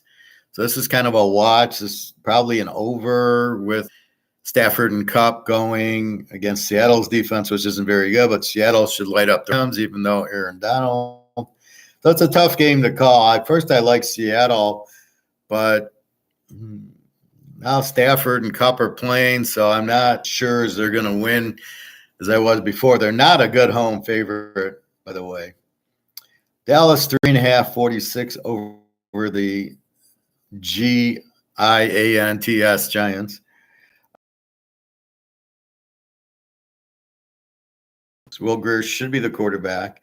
If they go to Will Grier, they'll actually beat out Philly for the East crown, but they're too stupid. They got Mike McCarthy as their coach. Prescott's just terrible. Jones, terrible, wants to run. So you got really weak quarterbacks in this game. It should be Grier against Danny DeVito would be a better game. Defense goes to Dallas with whatchamacallit. God, I'm like losing my mind today. Micah Parsons. So Bobby, I keep hearing a lot about Deion Sanders' debut. Should we be worried about TCU at all, Professor? I think not, but what are your thoughts on that? I'm just a second. So with Micah Parsons, I think it's I can't bet Dallas on the road with Prescott. I mean, you got to be kidding. So, but it's hard to bet the Giants. I can't figure it out. I don't know if it's over or under. Probably over 40 with Dallas, but you got Micah Parsons. They could shut out the Giants. So I don't know. We have to go to the history for that. And then Buffalo 2.5, 47 against the Jets, Jets. And I just love the Jets as a home dog. It's just ridiculous. Nobody's taking into account that Aaron Rodgers is playing, and you've got the Jets defense, and they added the guy from Iowa State. So you're missing the whole fact. Now, I checked Von Miller, and I said, is Von Miller playing? They don't know. They have not decided on it. He's still injured with the ACL, MCL injury. He ain't practicing, so is he going to play 4 quarters? I don't think the whole team can play 4 quarters. Is he going to play 4 quarters? So I just like the Jets getting. We know Josh Allen will choke. The Jets will blitz. I don't see Buffalo getting a lot of points in this game against this defense. I'm betting this defense plus Aaron Rodgers. So I like the Jets as the dog. All right, Mr. Bobby Bo. Should we be worried about TCU at all? What are you worried about? That Deion knows how to coach? Does he? He was a pretty good cornerback. What did he? Well, maybe he learned under Jimmy Johnson, but I don't know. It's a 20-point favorite. I think if anything, it's an over. Let's see, what's the over in this game? Over under 59. I think that's the way you play it. I don't think they're going to be able to stop TCU. Let's say Jacksonville State runs I know the quarterback runs and was a decent passer in the Division II game I saw him in. So I don't really know what you have with Primetime Junior. But I know they won't have a defense, and they haven't seen anything like TCU's offense. I think TCU rolls them, but I think it's an over bet. We'll see what we get from primetime. I'm sure their defense will suck. It sucked in that I was watching that playoff game last year. They couldn't stop the Division II team. TCU is going to score probably 50 points in the game. Over under 59, you go 53. I think it's pretty clear, but TCU's got a pretty good defense. So we'll see. Colorado, maybe a 20, so 50 to 20, somewhere in that neighborhood. So I think it's an over. As we had the USC over, same thing. The one over I don't understand is Western Kentucky, South Florida, 70. Where are you getting that number from? South Florida is an over team, but Western Kentucky has a decent defense. They're going to shut down South Florida. Again, the defense will shut you down more, unless you got like we had with New Mexico State and Mass, where neither team knew what a defense was. Texas will shut Rice down. Wisconsin we got to see because they got a new offense. But like New Mexico, A&M, well, A&M switched offensive coordinators. They're switching offense, but they still have a killer defense, and so does New Mexico. Nebraska, Minnesota, both teams have. Well, Minnesota's got a good defense that'll shut Nebraska down, and Nebraska doesn't have a deep ball, so I don't see a lot there.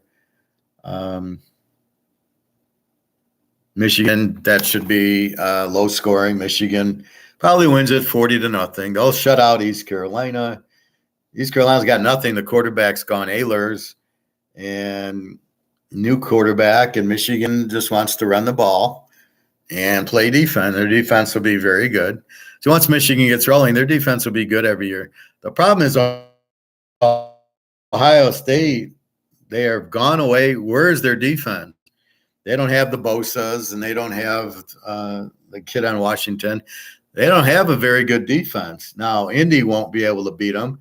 When they play Notre Dame, I'm begging to give – now, the game's at Notre Dame. Please, God, make Notre Dame the dog. If Notre Dame's the dog, we're betting all our gold on Notre Dame as a home dog to Ohio State because they don't have the defense to stop Hartman. That's what you're looking for. Now, if Notre Dame goes to Georgia, all bets are off. But now after looking at this, and we'll see Utah next week, Utah, Notre Dame, and Georgia are in. And then it's either the Michigan-Ohio State winner, Florida State-LSU winner, TCU run the table again. They could be the fourth team. But it'll be that's your playoff team. Those are your four best teams. Notre Dame, this will be they got USC and Ohio State at home, both over games. They will both be 100-point games. This is about Louisville, Georgia Tech on Friday night. Yes, sir. 9-1. Yep. 8.5 and God knows what, 49, I think. Louisville should be explosive with Braum, but are they going to be explosive the first game, or it's going to take 3 or 4 games? This is what we don't know. I like Louisville because all they would have to do is win pretty much, but only thing is it's on the road. Well, this was the Georgia Tech. This is the guy that on UMass that couldn't make the Georgia Tech starting team. So I don't. Their starter must be incredible, even though they average about 10 a game. Could you imagine transferred from Georgia Tech to UMass? I still can't. And then a receiver from Arizona went to UMass. All of a sudden, UMass is starting to pay their players. They're doing a Bernie Madoff there. I mean, what the fuck? That's just insane. I'm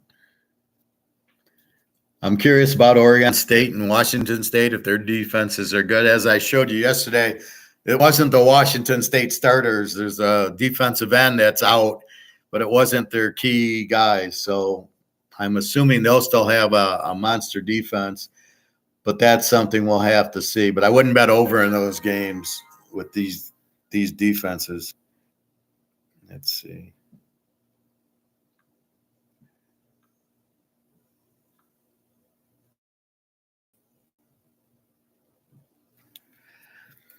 All right. So I don't know. Bobby, did you see Mark McGuire, the video I showed yesterday? I want to show it again because I think it's important.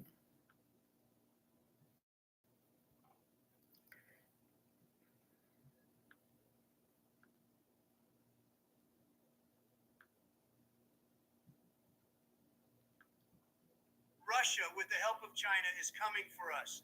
And it's not a conventional method like more nuclear. They called it a possible.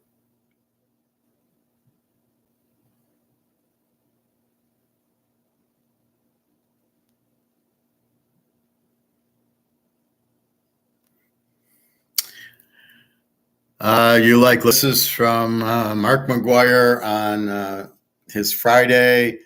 No guest this time, and he's talking the whole gold thing, and this should make everybody kind of excited, all my gold guys. So it's really good news. So let's just show this. Will revolutionize the global monetary system and the economy, and will enable citizens to have access to trading in gold while being Sharia compliant and having the freedom to realize their everyday financial needs. So I don't take this lightly, and I don't think it is a coincidence that this huge launch here, where we bring gold into a central bank environment, is the first of many, many, many projects that we're looking at Kinesis. And it brings, and as I say, I don't believe there's any coincidence here that this is timed with the BRICS launch of discussions of bringing people in, 30, 40 new members into the BRICS fold, who all require a similar, very similar, and likely gold-backed, because as we've said before, Glaziev has put together a project which has been agreed by these nations and really has to be gold-backed.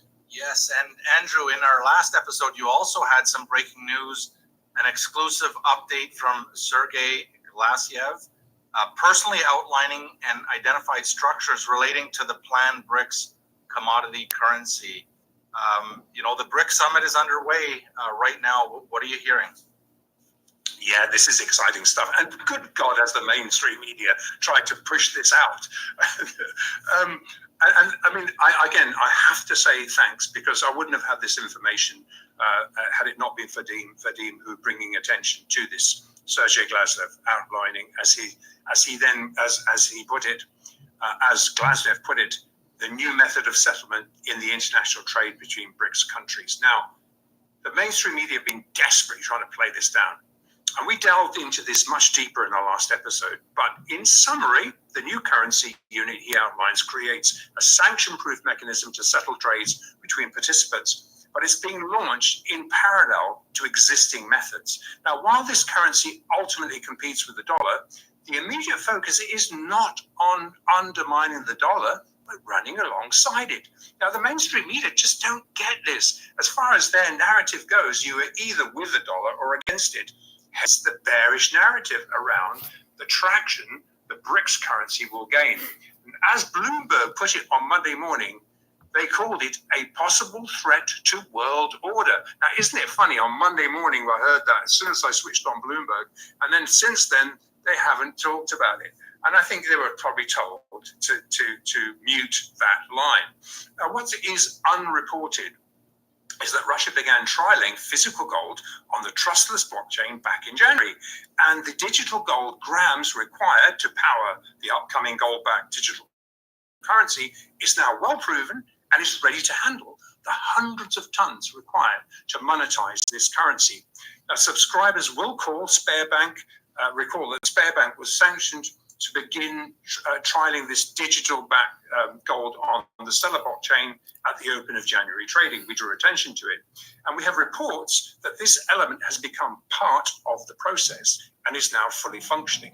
And as we've just drawn attention to, the proof's in the pudding. And it's no coincidence that in spite of weakness in the ruble, spot gold consistently trades tick for tick at a $2 to $3 premium to local London gold.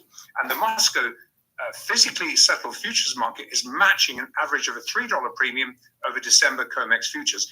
Interestingly, today, just before the rally, we saw a $29.50 premium in the Moscow futures versus the December contract, which was smack in the middle between the between the February contract and the April contract. So they were clearly significantly betting on higher prices. So why is this happening? Why are they bidding more? Why is the spot market bidding consistently? So as to attract gold sellers seeking a better price than they're getting in London. And whilst while these central banks are loading their coffers to back this multipolar new world economic currency, Russia is building their bullion reserves. It's so clear. And this leads into Glasnev's two-stage commodity basket structure, which we did outline in more detail in the last episode. And these two currency baskets have two separate purposes. The first one is consisting of national currencies, and that was similar to the SDR, and that encompasses kind of a balanced basket weight formation. But the major focus is on the second, which is really the key component, and that comprises of 20 of the most liquid commodities, from oil to grain, including this gold anchor. Now, the most liquid commodities, including gold, of which Russia produces all of these commodities, which in aggregate is going to provide a stable index to benchmark a new world currency, such as would suit the BRICS Development Bank, all seamlessly settled on the trustless blockchain. Now, the New World Economic Order's settlement currency addresses all important liquidity. This is the one question which the mainstream media underestimates. Bypassing banks and thereby these sanctions, Glasnev estimates this will attract thousands of brokers to make markets, and who we understand from our other contacts in Russia have already expressed this interest. But the key takeaway is that this pricing platform circumvents the current Western commodity pricing monopoly. And to that end, he provided that example, which I thought was a good example, of the Ukrainian grain deal imbalance, where Western speculator-driven markets were able to buy the grain 2 times cheaper than they sold it for, while Africa was starving. Now, directly following the BRICS Plus summit, the currency and innovation infrastructure meetings move over to Moscow on Monday. And among the BRICS participants, some 30 countries from Asia and the Middle East will attend. So as far as gold and silver is concerned, at the margin, this price-setting platform will pose serious competition against the COMEX, CME, LBMA monopoly. And the Fed and the Western Global Alliance have ensnared themselves in around true quadrillion of derivative exposure, reliant on keeping control of their unipolar commodity price-setting monopoly. And yet, they're not ready for the launch of this Glasnev's gold-backed multipolar new world economic currency. Hence the attempt to push back against it. Absolute fast to push back against it. It's coming. And while the narrative is that the dollar is king, and indeed it does offer a unit of account and a means of exchange, undoubtedly it does, but it lacks the single most important element, a store of value. Gold. And the BRICS value, the BRICS Plus, is not focused on destroying the dollar. Okay, it's simply adding a competing gold-backed currency to facilitate settlements of a very large component of the currently US dollar denominated global commodity trade. And however, as far as gold's concerned, due to the current paper market leverage suppressing gold, again, it's all at the margin. This increasing demand for physical gold to ultimately back up this multi-trillion-dollar commodity trade, and it is a multi-trillion-dollar commodity trade, will increasingly raise the offer price of gold in the global markets and place this wrong-footed Fed further on the back foot. It's time to take advantage of them. Glasiev reports that this currency boilerplate has already been largely agreed by BRICS members, with India and China officially watching from the sidelines. However, our feedback, as we said last time, from our contacts in Russia indicate no opposition, and a readiness to participate. And the BRICS statements made by Z and others and Brazil really confirm that they are ready to participate.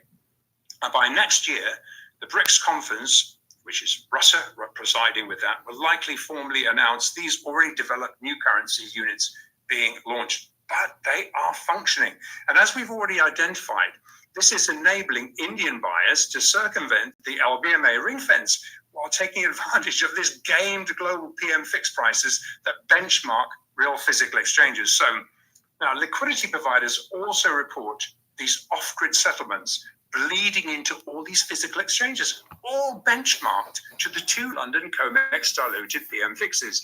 Now, given the consistent spot premium offered by Russia, this lack of Asian market flow through the rigged LBMA London fixes is misinterpreted as a lack of interest in gold.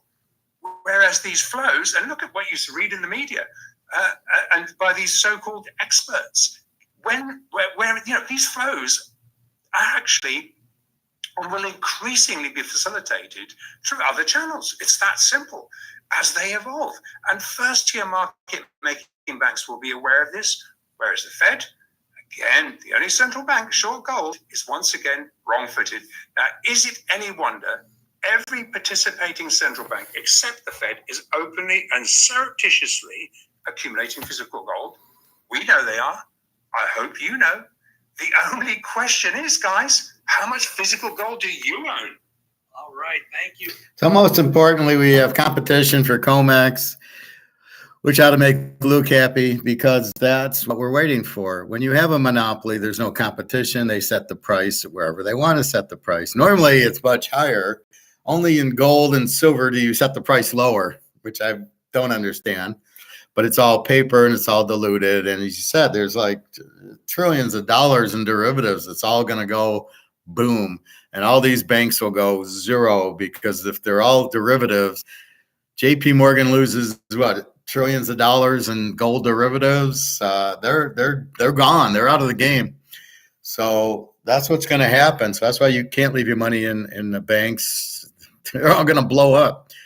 But that's what we've been waiting for is the competition. So when there's monopoly, there's no competition and you're fucked. That's why you want competition because then they're competing. It's like a game. Who's going to win? We're not sure. But in economics, Bobby makes his shoe, sells it for $50. Jordan's got his shoe, sells it for $100. And they're different prices because one's Jordan, one's Bobby. But let's say there's a comparative to Bobby at $50. Bobby can make a better quality and he can sell it for $49 than the competition. What are you going to buy? Well, you'll buy Bobby's. It's cheaper. He's competing. That's what you want. You never want a market that's monopoly. You always want a market that's competition. That's the problem with communism. The market's run by the government, which doesn't know what the fuck they're doing anyway. But you don't have competition. You must have competition. That's the critical point. So that about nails it. That's what Russia's coming out with, and that's why we'll see gold go way higher. And so they'll go to their real prices. My argument's always been that it's price fixed, so it's not at its real price.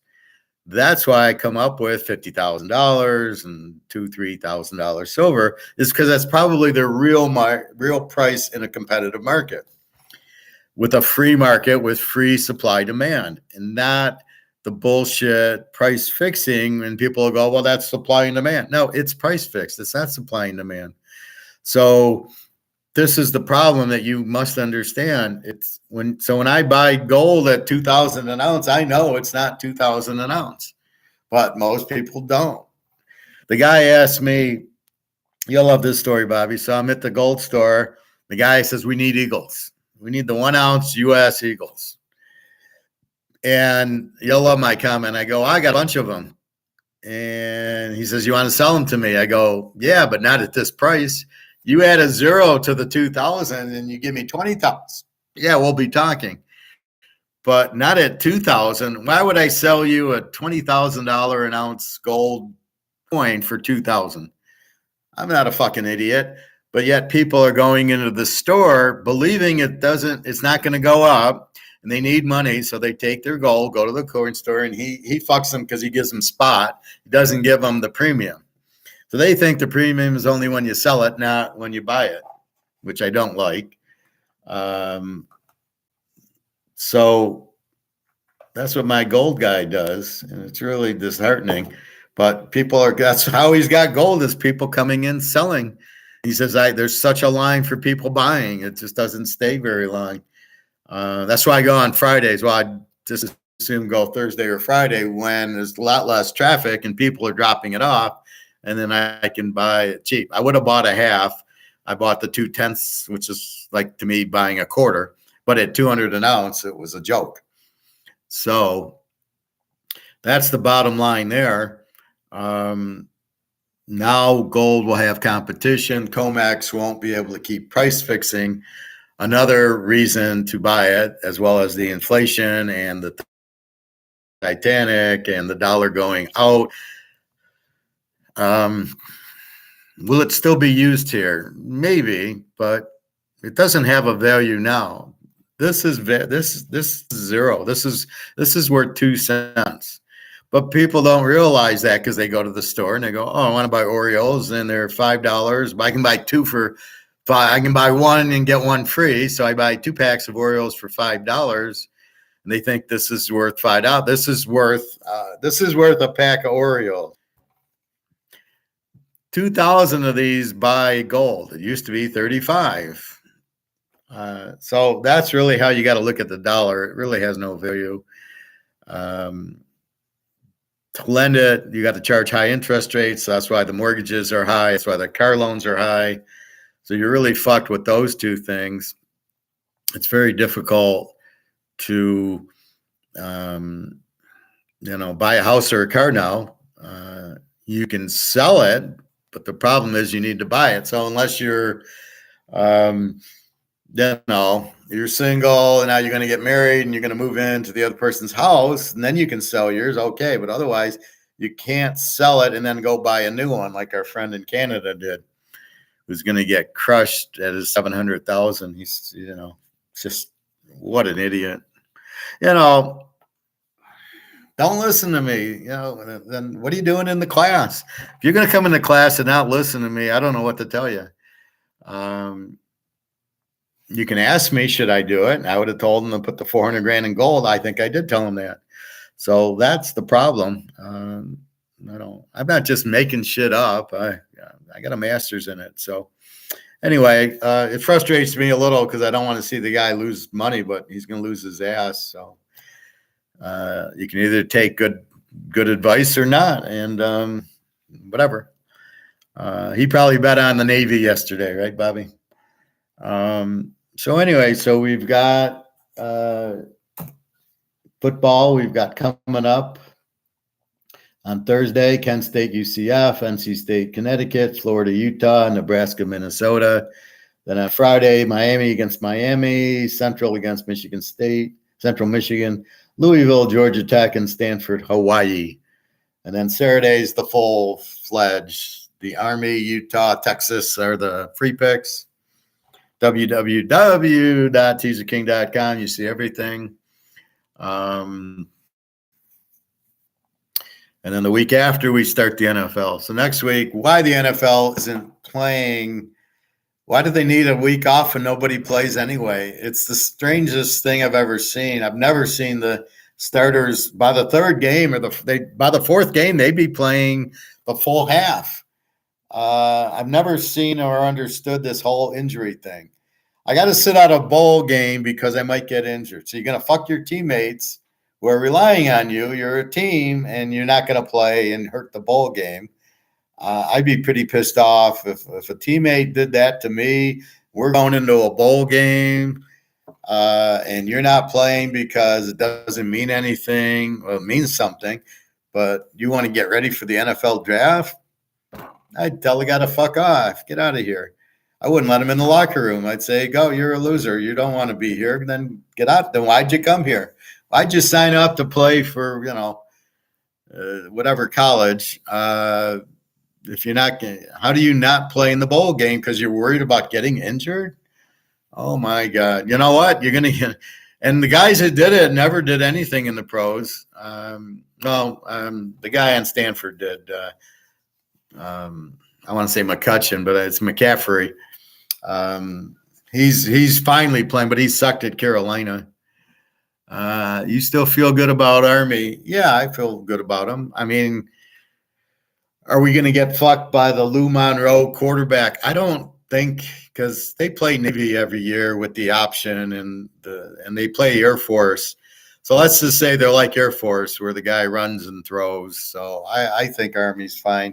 They have a good defense and they have a good offense, and Lou Monroe still don't have a good defense. So I'm not really worried about that. I liked it better at 7 down to 1, where it's now 9.5, and you got to lay 3.5. So I might lay away from that a little bit. Maybe play Utah, Texas stronger. I love Utah. I loved Army at 7. Again, playing a weak Lou Monroe team. But yeah, I mean, I would prefer maybe Utah, Texas a little bit more.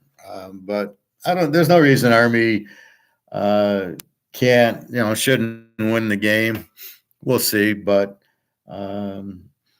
so that's where Utah fucked me up, because I had Utah locked with one team, and then I had to change it, and I had to pull Utah off the lock because Rising.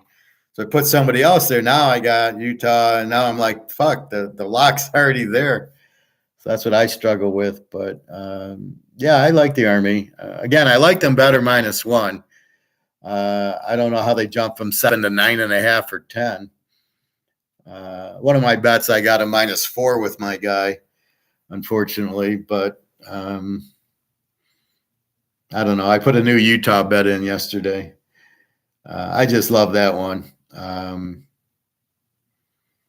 Haven't touched your game, Bobby. If I touch your game, it's probably an under with LSU, Florida State, but I haven't played it. I got time for that one. Clemson, Duke. I actually like Duke with Riley Leonard, but again, it's a high risk one. I don't want to. You don't make a living betting against Clemson, so we got to see. But I don't like Clemson's quarterback, so I don't know. Duke's not a bad team.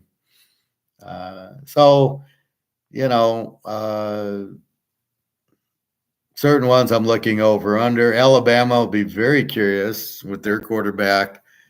I'm not sure they'll score 39 on Middle Tennessee State, except for they're pretty bad. But Alabama, now I'll be interested in the Alabama, Texas. Alabama's a 7-point favorite at Alabama, which seems really low, doesn't it? Alabama should be 14 points over anybody except for Georgia at home, and they never played Georgia. So I love how the SEC, they won't play Alabama, Georgia, or Alabama doesn't have to play Florida. They play Tennessee, who sucked for years, who finally got better. Poor Tennessee. You got Alabama, Georgia, Kentucky, Florida. Good luck with that one. But, keep an eye on your good quarterbacks. Mordecai at Wisconsin. Frank Harris at UTSA. Baylor's got a good one. Texas Tech's got a good one in Shell. I don't know. Penn State, they all love Penn State. I don't know. This is a brand new quarterback. I don't know how you can say he's superstar. You can't be superstar when you play high school talent. You can't. You've got to play pros. And that's what I noticed. The biggest thing in the baseball draft, they'll draft high school players, and then they wonder why they don't work out. If I'm drafting baseball, I'm drafting a guy out of UCLA or Cal State Fullerton or Arizona State, down south, a good baseball school in college. I'm not ever taking a high school kid. Who the fuck knows? Maybe with the 50th round or something, if he's a good pitcher, but you can't hit high school pitching. Is not like anything like hitting Nolan Ryan or Randy Johnson or those guys. You got to be kidding me. So I would do like Bo Jackson played at Auburn, and he or Frank Thomas played at Auburn, and he played against really good pitching in the SEC. So if it's good enough for Frank Thomas, it's good enough for me. But I don't get how you draft a guy in high school and you can have any idea. You can see raw talent, but Joe Montana at Notre Dame was ace string his first year. Then the injuries mounted, and then finally he got in, and then he took over. But he was ace string. He's Joe fucking Montana. Brady at Michigan couldn't start. I mean, they kept going with the other kid, Drew Henson, because he was a big superstar. And there's Brady. And I remember when Brady went in the game, I go, here's the Brady Bunch kid. I mean, it's like you had no idea it was any good. So you can't tell me the kids you draft him out of high school, he's good. You just can't do that. It just doesn't make any sense. So, Bobby, meant if you put in another bet with Utah in it, yeah, sure. You put more money on Utah, yeah. Now that I know Rising's playing, I was waiting, but after the New Mexico State, then I bet another Utah bet, which is fine. I bet 2 teasers. I got Utah on 2 teasers, I mean, that's pretty normal for me to find the real strong. And the team I put them with is in 2 teasers too. Texas, I think I only have in 1 teaser, but I don't think I have. I had to move Army with New Mexico State, so then I had to find another Army teaser. So that's what you do when you bet a teaser, right? So you got New Mexico State, Army, let's say, and New Mexico State loses, but you still like Army, so now you got to put Army. You got to find another partner for Army. That's the one problem with teasers. If you lose that New Mexico State game, then you got to find Army. Fortunately, I won the Notre Dame, and then I didn't have to do anything with SC. They go over. There's my first winner, and so that's what you'd so. Usually, I'm pretty good. The picks I make, I know, are going to win 8 out of 10 of them. So I'm going to get losers. So I tend to bet more on the one that breaks up. So New Mexico State lost. Okay, now who did I put them with? I need to put them in a teaser because I liked them, but the teaser's gone. So I got to bet back. But I don't try to bet back I don't ever try to get even. So if I lose like $100 on New Mexico State, I'm not looking, I had them with Army. So now I got to bet $100 Army with whoever, with Texas, let's say. I don't do that. I just, how do I like the bet? And that's what I do. I don't try to get even. I just try to make my bet and win. And I know next week, I already got a lot going next week. Week 2, I already got a line on it. I'm just waiting to bet it. I love it. It's perfect. I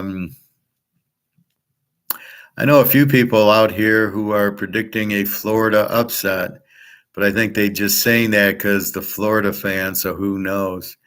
Well, they can say all they want. I know BetMGM likes Florida. Do they have the Utah defense would be my question. I don't think Florida has the defense. What I like is it's red out for Utah. It's revenge for Utah. The game's in Utah, not in the swamp. I don't like Graham Mertz. I saw him at Wisconsin. I don't sit there and go, oh, wow, it's Russell Wilson again at Wisconsin. I love the coach of Utah, their defense, and Rising's playing. So rule number 1, don't listen to people that you don't know who they are. You can listen to me. I give you Notre Dame wins. I give you USC it wins. I give you the under it wins. Okay, we lose New Mexico State. But I give you rhyme and reason. So, I like Florida and I'm in Florida. Okay, well, put it this way. I was working at Toyota in Alabama, and I loved Georgia to beat them in the championship game a couple of years ago. And I go to my boss. Georgia laid down to let Alabama get in the playoff. They're going to show them who's boss this time. She says, I don't think so. Alabama's going to win.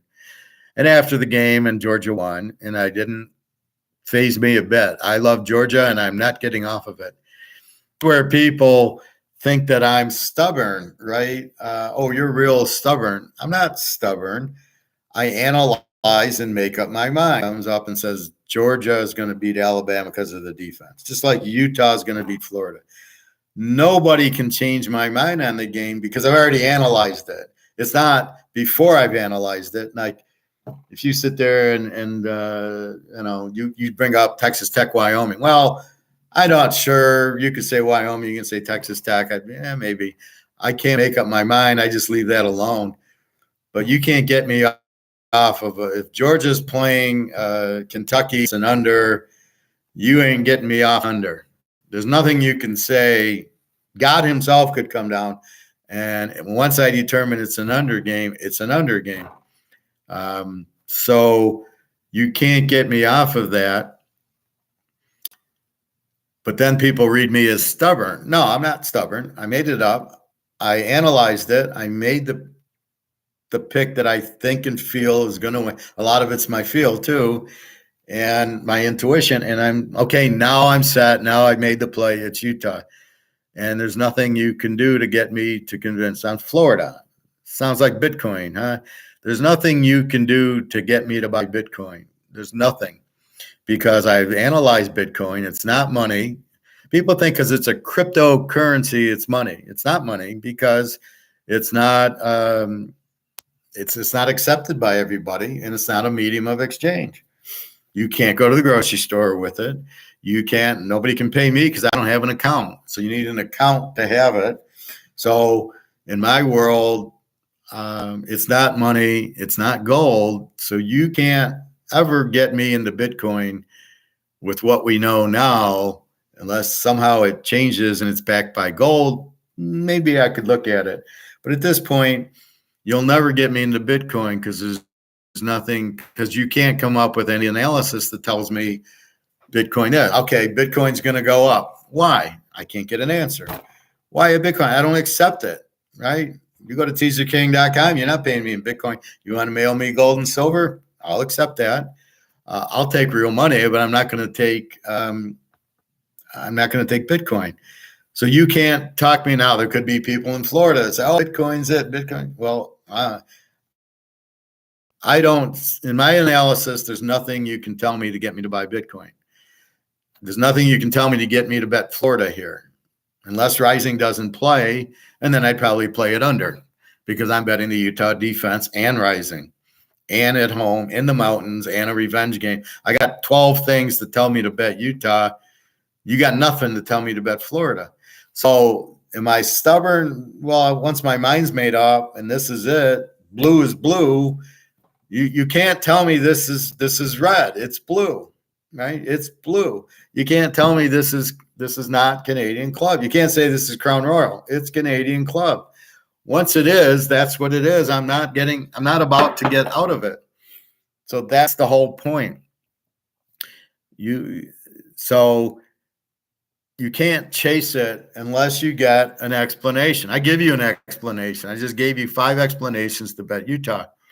Okay, they like Florida. Why? Are they giving you explanations? Are they giving you any reason besides I live in Florida and I want Florida? Just like they did with Alabama and Georgia. I said the Georgia's defense is too strong, and they said, "Oh, Alabama win. We're Alabama. Roll Tide." And I hated everybody who did that at work. And then when I hit the winner and Georgia wins by 20 points, nobody says, "Good pick, Howard." I mean, these people are fucking idiots. I couldn't leave Alabama fast enough. I don't want to be around people like that. We won't congratulate you for picking the winner. We're just mad that Alabama lost. Oh, well.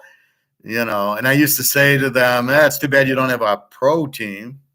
Oh, Alabama's our pro team. Oh, do they play in the NFL? But I think they just saying that because they're Florida fans, so who knows? Yep, always got to stick to your guns. I respect that. Because most people just follow the herd. Yeah, most people are idiots. That's why but you got to realize I'm analyzing everything first.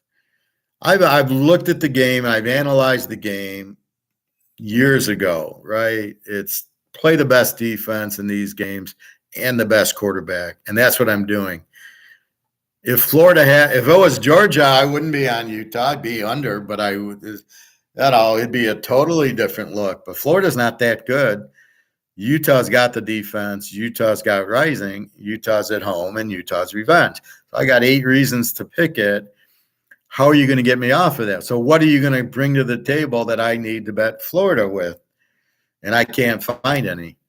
Then why did the spread go 4.5 to 7? Because Rising's announced that he's going to play. So there you go. But you got to realize when I tell you to buy gold, it's not a spur of the moment. First of all, I got a master's in Austrian economics in 1995. Austrian economics teaches you that this is paper, this sucks, and the only thing against inflation are real assets. So I've learned that in 1995. I didn't know it before, but when you have inflation, your only safety is real assets. Mickey Mantle cards, Rolexes, Picassos, gold and silver. That's the only thing, because they'll hold their value as the dollar. And you hear alligator, what does he always say? Well, it's not going up, it's the dollar going down. Yes, that's the point. So the dollar's going to go to zero. That's why I tell you, get the fuck out of it, because you're holding zero, basically. The only way the dollar can possibly survive before BRICS was if it got backed by gold. Otherwise, you can't keep printing it. It goes to zero. Go look at Venezuela. Go look at Sri Lanka and Pakistan and Greece and Brazil. Go look at all these countries. They keep printing and printing and printing, and their dollar goes to zero. I mean, you can see it now, and you can see it in Germany. And so you got examples. You never have an example. You don't have one example of a gold-backed currency or gold going to zero. The Romans took the gold out of the coins and it went to zero. But when the Romans had gold and silver coins, they didn't have a problem. But they did have inflation when they went to zero, when they took the gold and silver out. But you can't give me one example where gold went to zero or gold had inflation, because it can't. So once I understand that and I get taught it and I get a master's in it and I research it and I look at it, what do? I tell you to buy gold and silver. I never tell you not to. I never get off of that platform. There's no reason to. That's why I get mad at these idiots on TV like Rick Rude and Ray Kurtz, who don't get it. You know, buy ETFs. No, it's not gold. It's paper. You don't want to be in paper. Don't be in ETFs. Don't be in stocks. Buy the physical, because that's what's going to survive. And I don't get off of that because I'm 100% sure that that's correct, or I wouldn't say it. So as I say, these aren't my opinions. This is fact. This is, I know what's going to happen. And here comes BRICS, and there it comes. And then I show you Mark McGuire, and he, boom. So, I mean, that's really all it is. But I'm not going to, but until I make my mind up, I'm open-minded. I'm open-minded about moving to Switzerland or Hungary or one of these countries that's kind of open and honest, and you can, you know, have a decent life there, unlike here where it's turning communist. Another thing I learned is to not play too many games like I used to, and instead go hard on the games I feel strongest about. Well, I played the 11-team teaser, right? And the reason I played it is because I liked 11 teams, but I don't always like 11 teams. But I can always find 7 or 8 games. But yes, I mean, I didn't play the Florida International Louisiana Tech game. I didn't like it. USC over Notre Dame, New Mexico State. So I played 3 out of 6, and then we got games. So it'll be Utah. I got another 8:31 game. Couple others I could play, but I'm not going to. And then 9-1, I probably won't play any. And then 9-2, we got Army, we got Texas, and there's a few others that I like. Another 5 or 6, and that's it. But the games like Texas Tech, Wyoming, I don't have a clue. I don't play it to play it. Wyoming, good defense. Texas Tech, good offense. Normally I like the defense in that case, but I don't really like Wyoming. It's a hard spread, so I stay away from it. It's got to be what you do is you look at all the games, and that's what I do. I look at all the games, and then I kind of write them on. I write them on the bottom, and I go, okay, of these are what I like, and then I've got to feel the games that I want to bet and lay away. Sometimes I'll hit all of them that I write on the bottom. Sometimes I'll go 50%, but normally I do about 8 out of 10. I normally do 8 out of 10, like Notre Dame and USC over. I highlighted them. I got them. But I had good reason for them, right? I knew Hartman. I knew USC. Good offense, no defense. So it was really easy to play them and stick with them. And then it's kind of like, but this is why it's money management. You build your bankroll. So these I like, so I'm going to play them. And then if they win, then and I'm already looking ahead of next week going, oh, I love these 2 or 3 games. You got Alabama 7 over Texas. Well, what do you want to do? Well, let's see what Texas does this week. But I know what they're going to do. I know they're going to put up a 50 at least on Rice, but that doesn't really help you with Alabama. So I'd be more interested in Alabama's quarterback, how bad he looks, to determine if I want to play Texas. Now, if he looks sharp and their defense looks sharp, I'll probably maybe go over under on the game. But if he doesn't look good, if he looks like I don't know, if he looks like the Florida International quarterback, I probably won't be playing Alabama. So that's why I go with the cream. See, I know what I want to look for, right? Good defense, good quarterback, a known quarterback. So I want to go with Rising, with Van Dyke, with Hartman. I want to bet those guys because I know what I got. The expectations where when you get like A&M, new quarterback, I don't know, is he good or bad? I know they changed their offensive coordinator to Bobby Petrino. Normally you score a lot, but he's got to have a good quarterback. Look at New England, Mac Jones. He sucks. So I know he sucks. So I already know what I'm getting. I know Zappy's good, and I can't figure out why they're not playing Zappy. But as long as he's starting Mac Jones, I know I'm going to get crap from that guy. And that's what you want. You want to see enough samples that you know what the outcome's going to be. And that's what we're doing. So you base what you bet on how many games you see. So it's not necessarily the number, Bobby. It's the quality of the bet, right? Are you betting? See, I argue with you on your LSU because I don't think that's a quality game because they're playing Florida State and they're both really good teams. And say that they're going to win, you got to be careful. That's a game I would never play LSU in. It's either Florida State, the dog, or the under. That's it. That's your 2 choices. You're an LSU fan, and then you got to be careful with that. I don't play Michigan. I certainly don't play the Lions because I'm in Detroit. And I always wonder about that. Why are you a Lion fan? Because we live in Detroit. Who gives a fuck? Do you drive a Ford because we live in Detroit? No. Why are you a Lion fan? I laugh at people. If I go to the club and the gym and I see a guy with a Lion shirt on, I do a Bobby. I just shake my head going, Did you lose a bet? And I'm serious. Like, why would you be walking around in a Lion sweatshirt? Did you lose a bet? And they'll just laugh. And I go, why do you support losers? It just makes no sense. But what you do is, so you look at the whole board, and that's why I like circle and over under and what are the teams. And then I bet New Mexico because I thought UMass was a Z team and New Mexico has a good quarterback. I was right with New Mexico's quarterback, wrong with UMass. But that was why I did it. So I ranked the team. Problem is UMass isn't a Z team anymore. They got this quarterback, so they're probably an over team now. Well, if an over plays an over, this game should have been bet over, but you didn't know.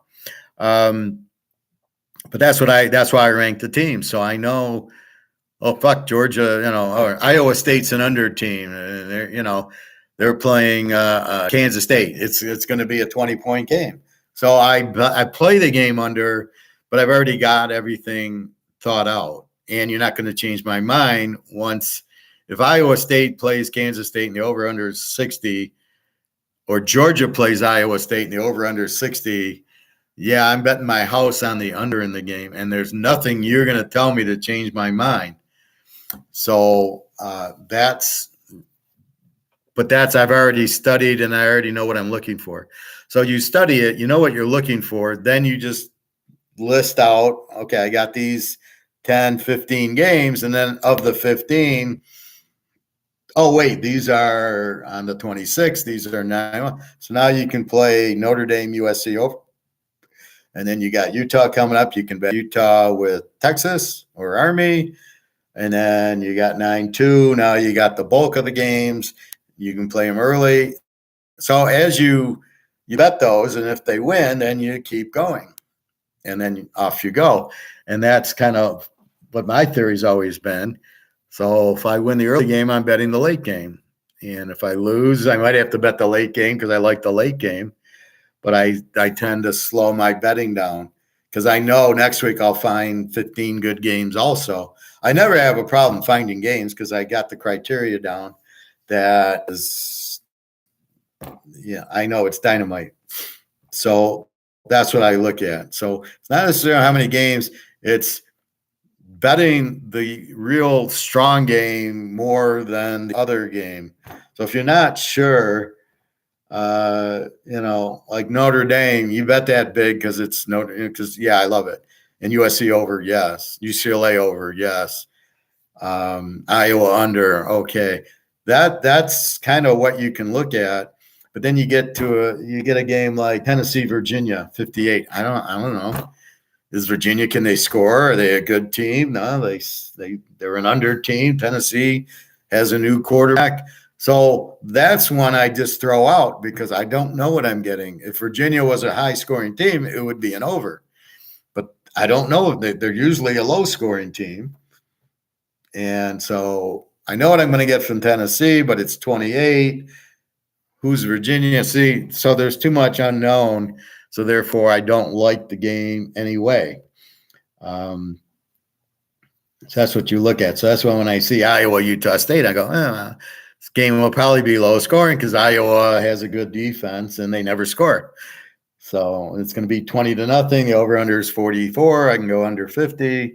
I don't love it, but I can probably play it. And things like TCU, Colorado, you probably go over. So that's what you look for is first you got to understand the team. Then you got to understand the defense and the quarterback.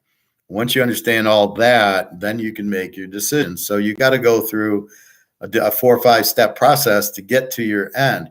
But once you get there, if I tell you to Alabama 7 over Texas, well, once I analyze the game and I get it and say, no, Alabama's quarterback sucks.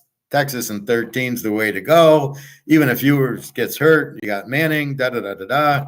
I'm taking Texas and 13. And once I determine that outcome, you're not getting me off of it. It's while I'm determining the outcome. And then if it's not clear, then I don't play it. Only when it's clear. Utah, Florida is clear for me. Rising's playing good defense at home, red out, revenge game. I got 18 factors to say Utah. Will it win? I don't know. All I can do is make the bet according to what the factors are. But once I determine these factors, you're not getting me off. I'm not changing to Florida. That's ridiculous. So yeah, it's the same thing with everything. If the girl isn't what you think, or she argues too much or yells, you just walk away from it. That's what you do. Hi, Sean Anthony, friend. I'm the professor. You can call me the professor. How are you today, Sean? Welcome to the class. So, I mean, it's like everything in life. If you have a bad job and the boss yells at you, say, fuck them, and you leave, like I did at Alabama. The girlfriend she's nagging and bitching and not doing, just leave. I mean, you've got to make up the mind and make up what you want, and then you just do it. That's all you can do. That's life, but that's everything. Poker, if you think you've got two pair and he's making a big bet and watching the TV, I think I'm lost. Once you determine that, you fold. There's nothing that you can do to call the bet when he's watching TV. You're going to lose it. So you have to set up your whole program of, in your case, Bobby, how many games have you met the protocols for to go ahead and say, I want to bet on this game. You're betting your money. You don't want to lose. You're going to lose some, as we saw with New Mexico State, a surprise. Okay.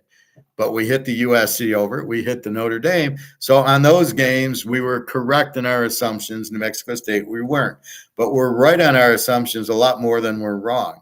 And that's all you can do is make the prudent bet, and you bet a little, and then as you win, you bet a little bit more. And the whole goal is build your bankroll. The bet should never hurt you. You bet $50, you bet $100, whatever your bankroll. Your bankroll is 10 grand, you bet maybe $200. And all right, oh geez, it lost. Oh, okay. But is the method correct? USC over, yes, it was correct. Notre Dame, yes, it was correct. So I keep going. New Mexico State was correct, but now we see UMass is not the Z team we thought. They changed quarterbacks. So now we're right taking New Mexico State against the Z team. It's finding the Z team and then not getting screwed when they change quarterbacks to an option quarterback or a dual quarterback. That's the real key to it. That's what that's when you get burned. And you usually lose your bet when the guy throws 2 interceptions and a pick six and fumbles the ball. That's usually how we lose because we don't really. The only time I factor in turnovers is Dak Prescott, Lawrence. I'm factoring in they're going to throw 2-3 interceptions, right? I know Dak Prescott, 2 or 3 interceptions. Mac Jones probably will be lucky to get him past midfield against Philadelphia. That I'm factoring in. Now, Mahomes throwing 3 interceptions against Detroit, I don't have factored in. I have him putting up 35 points. Detroit doesn't have a defense. They never practice their defense. There's nothing that's going to happen.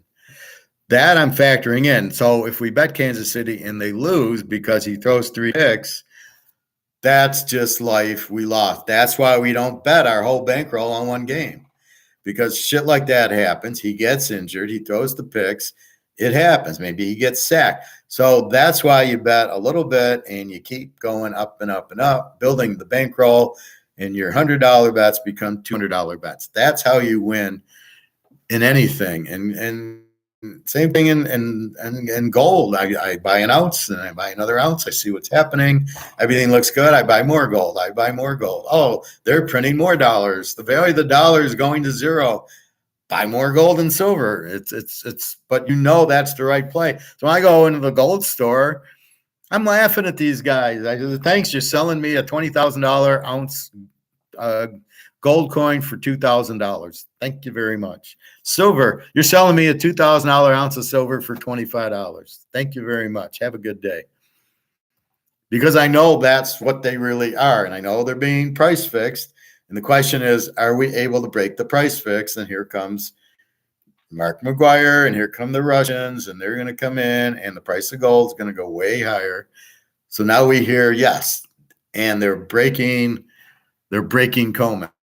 Music to our ears. Now we know, but there's no Bitcoin guys going to talk me off of gold.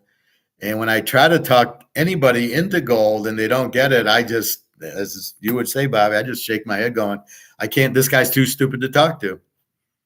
And I've said that to point blank to guys' faces. You're too stupid to talk to, and I go on because I'm not there to make friends. I'm there to educate. Like I'm here to educate. If we make friends, great. I'd like that. But you're here to get educated, period. And the education is buy gold and silver. And then I give you 25 reasons why. And then I show you that the dollar is gone and it's the Titanic. And you can clearly understand why you're doing it, and you can clearly explain it. And when people don't listen, you just shake your head and go, well, I tried. Bobby, what are you up to? How about Oregon State, San Jose State? How about them? Sean Anthony is doing a Kenzie with the name trick. Sean Anthony sounds like a John Anthony or maybe an Earl Anthony from Two for the Money. Yeah, or Earl Anthony from the Pro Bowler store. INFJs catch things like that. Can't get it past, well, exactly. Yes, but of course Mahomes won't lose to Detroit because he's the best. Well, that's the other thing, Bobby. I'm just saying you're not anticipating 3 interceptions from Mahomes. But yeah, INFJs, we catch everything. I was at the hot tub yesterday at the club, and the filter was wrong, and you can it. And I go to the girl, you're doing maintenance on the lap pool, so I can't swim, and now I can't even hot tub.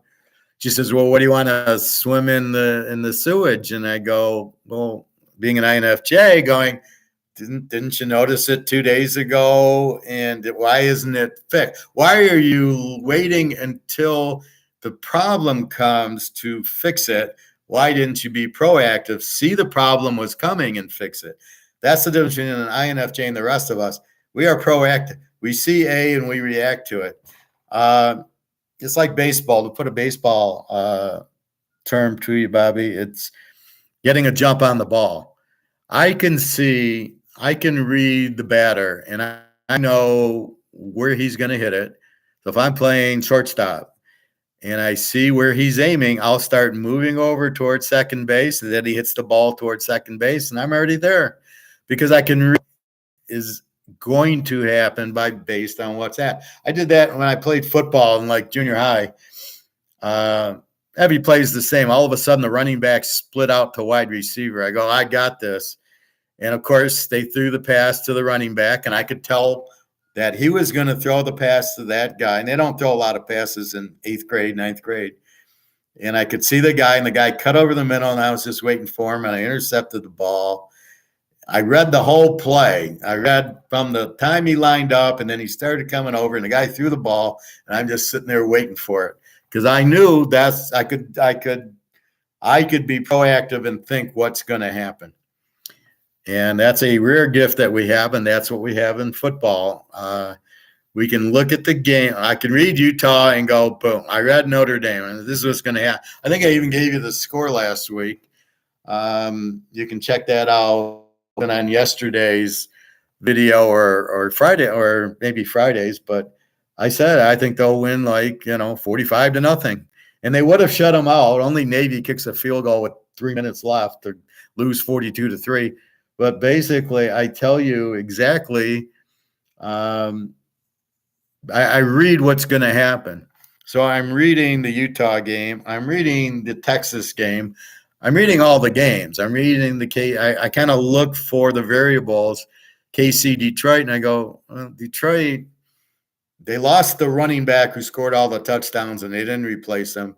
The guy from Alabama is no good.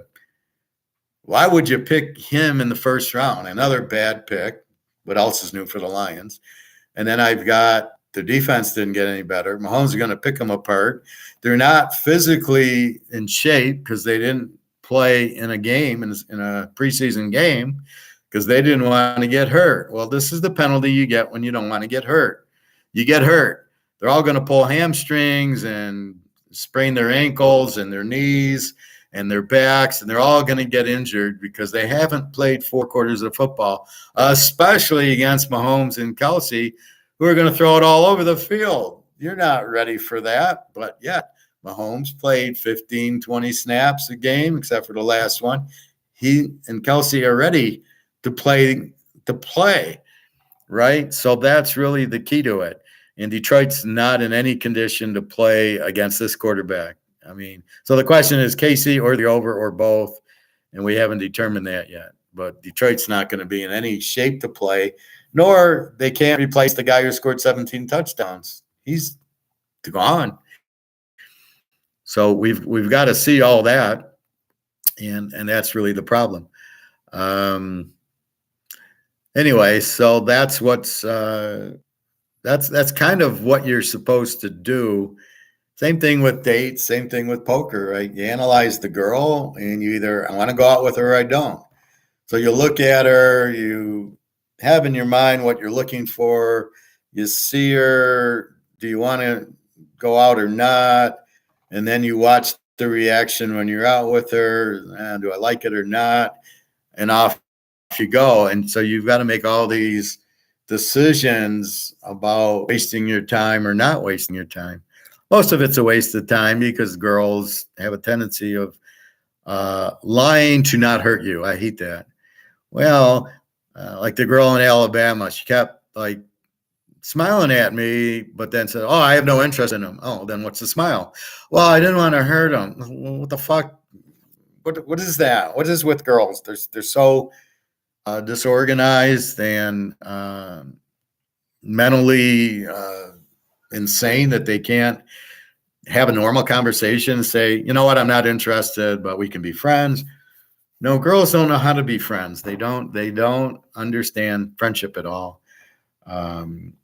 So it's really a strange phenomenon, the difference between men and women, how we can have all these friends, including girlfriends, but the girls can't have, no, we can't be friends. I'm not interested, even though I don't know you.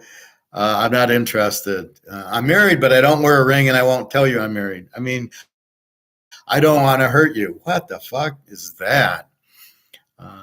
And this is the problem, and it's really a shame because you can't, So if you try to catch one of those, you're just wasting your time. You're just like, forget. You're going to lie to me and lead me on, but you're not really. You don't have the brain capacity to be honest, and what's the point? It's just a wasted. Anyway, so that's what you try to do. You try to analyze what you want, and then look at like Texas Rice, a very strong offensive team against a weak team. They should kill them. So that's what you do. Now, what I do a lot is look for a mismatch. Like I thought I had with New Mexico, only laying 7 down to 1. I'm only laying 1 point. So you're really scratching your head, thinking the line should be 14. And it wasn't, but like Stanford 7 over Hawaii. I think that's a very low spread. And after watching it yesterday, I almost think Hawaii should be favored because Stanford sucks. But that's also what I'm looking for. Is the spread right? BC 9.5 over Northern Illinois. I think Northern Illinois is a better team. I think they should be favored. BC's a Z team. Well, they were a Z team. So again, we got to wait a couple weeks. Then we relabel the teams. Are they A's, B's, overs, unders, Z's? And then now we the last year's because it's different. Coaches change, quarterbacks change, all these transfer portal, which is really fucking up betting because all of a sudden you get all these new guys in the transfer portal. I mean, fuck. Actually, taking a look here at Washington State, I did not know Colorado State offense was that terrible. Well, they're a Z team, Colorado State. Washington State, if their defense is as good as they were, they should shut out Colorado State. You're laying 12.5, I think. I don't like Washington State's quarterback that much. He's Cameron Ward. He's not really that accurate. He's one of these running type. He's like Kyler Murray, kind of, only he can't throw. So he gets you into trouble. But their defense, if it's the same defense, is extremely strong, and they'll shut them out. So that'd be my guess. So if I was to play that game, I would play it probably under, because Colorado State ain't going to score. And Washington State they're not going to put up, 57, 63 points. So again, that's like Oregon State and you asked me that question, didn't you, Bobby? How about Oregon State, San Jose State? I got Oregon State's an A team, 16.5 points. However, they got Uglia Buglia, which scares the shit out of me. San Jose State was a B team, and now we see them against USC. They're more of an over team, so they don't have the defense. But they do have a good quarterback in Corbero. They got the better quarterback in the game. He's much better than Uglia Buglia. It's a tough game. I don't know because you know, I don't know enough saying, they got killed by USC, which is what you thought. So you don't really learn anything. You learn their defense isn't that good. But the problem is we don't know what Oregon State is. Uglia Buglia will complete 10% of his passes, a couple interceptions, and then he'll try to run. They're better off with the other guy than Uglia Buglia. Are they going to run? What is San Jose State? They got a good quarterback. So based on this, Oregon State's an over team now from what I saw yesterday, or San Jose State. Oregon State's an A team last year, but now with Uglia Buglia, they're going to score. Is their defense going to be as strong? So kind of unknown. If we went with last year, throwing in Uglia Buglia, we'd make them an under team, so I would play the game under. But San Jose State, they put up 28 on USC. So maybe plus 22, Uglia Buglia is going to, throw some interceptions. Are they going to be able to put up 28 on this defense, which is much better than USC's if it's still the same? So there's a lot of questions in this game that we'll learn after the game's over going, yeah, San Jose State could do this. Is Oregon State's defense as good as it was last year? We don't know. And this is the problem year to year with all the transfers. It's extremely difficult. If I had to play the game, I would play it over or under, or I might play San Jose State because the quarterback. But that would be my analysis of it. But yeah, I think Duke's going to give Clemson all they want. And again, LSU, Florida State, I think is an under game. And Old D and VTech, you got two terrible teams. VTech's kind of an under, good defense. Old D's kind of weak with an over, but VTech won't be able to take advantage of Old D's weak defense. It's kind of a rivalry game. They're both in Virginia. That's a tough call. If I had to bet it, I'd probably go under because Virginia Tech's defense and Old D doesn't have much of an offense. But again, does that play into this year? I don't know. I don't know who their new quarterback is, and I don't know if VTech is if they're going to be any good. So, Coastal Carolina, they have McCall back. So I know McCall, superstar. Like I said, Hartman, like I said, Rising, Van Dyke at Miami. That's probably a good play. Miami with Van Dyke running an air raid. They got to get a little bit used to the new offense. But we know how good Van Dyke is, so he should light up Miami. And Miami really doesn't. They're an under team. I doubt their defense is going to stop Van Dyke, and they're not going to. Well, they're not a big scoring team, so I can see Miami really blowing them out. Over under 46, I would think would, if they're doing the air raid properly, would be an over by halftime with Miami. I think they're going to be really pissed off this year. Look for Van Dyke to have a big year, provided everybody catches on to the new offense, which might take a game or two. Anyway, so that's really, how good's Bowling Green and how we see L-Tech, how strong's SMU. They got a really good quarterback in Stone. Fresno State, Purdue, what's their new quarterbacks look like? So you've got to answer those questions before you understand the team. So one of the things, how's their defense? How's their quarterback? Well, we got new quarterbacks, so we don't know.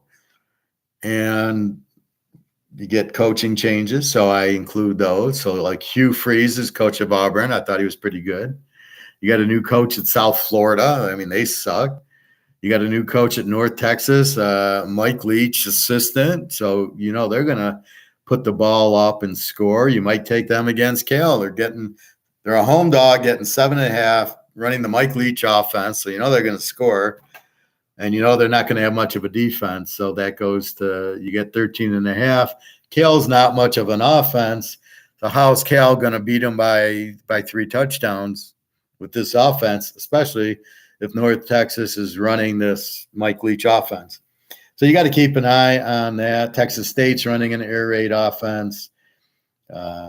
So that's what you got to look for. You try to get a clue with the new coach and the new coordinator, what's going on. But a lot of it gets in. Like here, we got this UMass New Mexico State answered. We got Hawaii answered. San Diego State's what we thought. Navy or Notre Dame is exactly what we thought. So is USC. LTech, they suck. Florida International doesn't look much better. I couldn't believe the box score. They're like 4 of 12 for 4 yards passing, and they're winning the game. And you're like, turnovers, right? So we will see. Iowa should be under team. There might be an A team with the Michigan quarterback. We have to see what they do. TCU should be just as explosive. How's Colorado with primetime? So a lot of these questions, that'll be answered when they play TCU. If they play them close, we know Colorado's a good team. If TCU blows them out 56-10, we know what TCU already is. We know they're going to be high scoring. The question is, Colorado, do they have a defense, and is Prime Junior going to be able to do that? So anyway, it's the MAC, it's the Sun Belt, it's Conference USA, where you're really going, okay, how are these guys? So we get McCall from Coastal Carolina. We know him. We don't know half the others. South Alabama, we know Tulane, South Carolina, North Carolina. Their quarterbacks are back. We know what to expect. And then do you get the outcome you expect is really the whole key to this, right? So it'll be interesting. Texas Tech, Wyoming. If Wyoming really shuts them down, then they got a strong defense.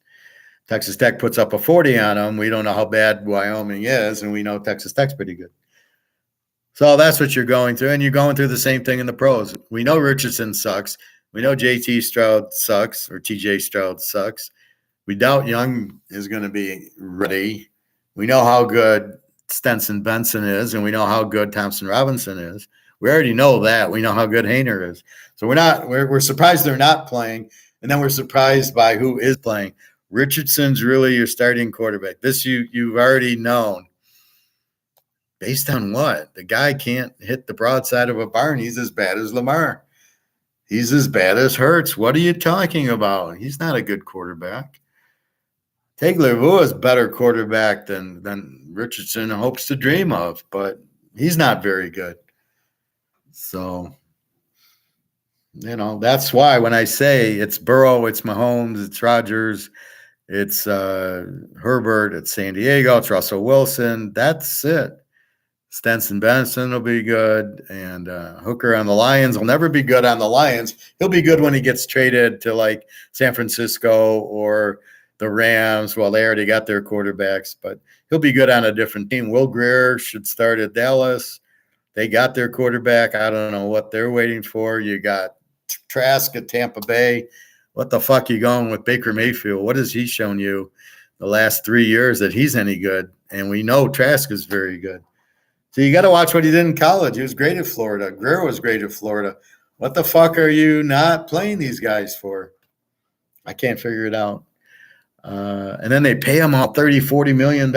You paid Lamar how much money to be a backup quarterback, to run until he gets injured, to play 6 games a year, and you're paying him all this money? Guaranteed. It makes no sense. Anyway, I don't know if I'm going to the pool or not. I checked my pool. I don't think it's open. Yesterday, the lap pool's shut down till the 1st. They're doing maintenance, and they're closing it tomorrow. It'll be closed. Well, I want to go. I want to get a hot tub, but I don't know if the hot tub's ready.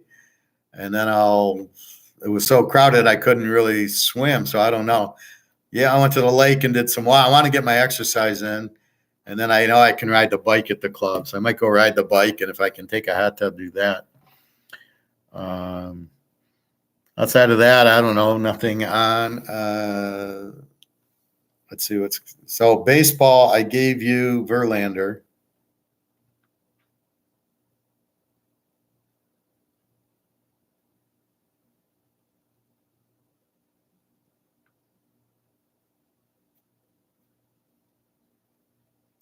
Let's see if we're making Eric some money with Verlander. He's got the under in the Angel Mets game. 4. It's 2-2 in the 9th, so he's winning that one. Dodgers 1-0. I gave you. Yeah, there we go. Houston 2-0 over Detroit. There we go. Verlander is probably no hitting them. The Tigers with all their 200 hitters. Miami 2-1. Yankees 4-2. Tampa. The White Sox 1-0. San Diego 1-1. Texas 1-0 over Minnesota. So go Verlander.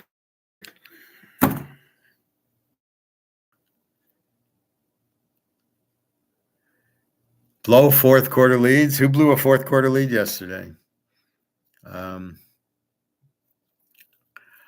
I mean, that's all coaching. You're going to see that in the first 3 weeks in the NFL. You'll probably see a few more overs because they're going to get tired, probably at least the first 2 weeks. And then you're going to see a lot of injuries, a lot of hamstrings, a lot of sprained ankles, sprained knees, because these guys are not ready to play 60 minutes of full-speed football.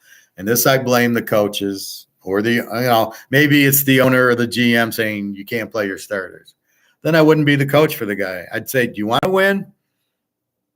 These guys got to play. And if you don't want to win, I don't want to be here because I only want to be at a team that wants to win. So that's the point. So if you won't let me play my players the way I need to play them, then go you coach them yourself. That's how I would be, though. I wouldn't take that shit because it reflects on me when my team – everybody pulls their hamstring the first 2 weeks because they're not in shape. Or I'd fly to San Francisco with the team and say, you go run that Jerry Rice Hill all day like he did. Then you'll be in shape. Otherwise, you're not in shape playing these little scrimmages.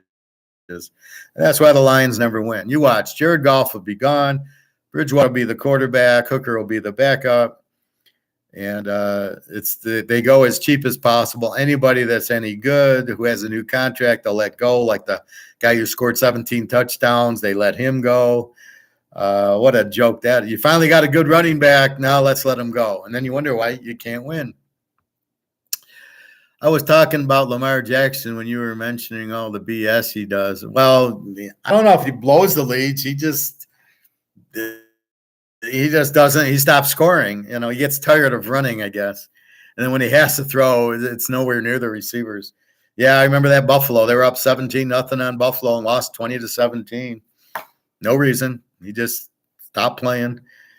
Well, it's because he's not a good quarterback. You never saw Brady or Rodgers blow fourth quarter leads. Very rarely. Russell Wilson, some of these good quarterbacks, they don't. But that becomes a running game, and Baltimore doesn't have a running game. That's why the best teams are balanced. They must have a running game and a passing game and a strong defense if you want to win.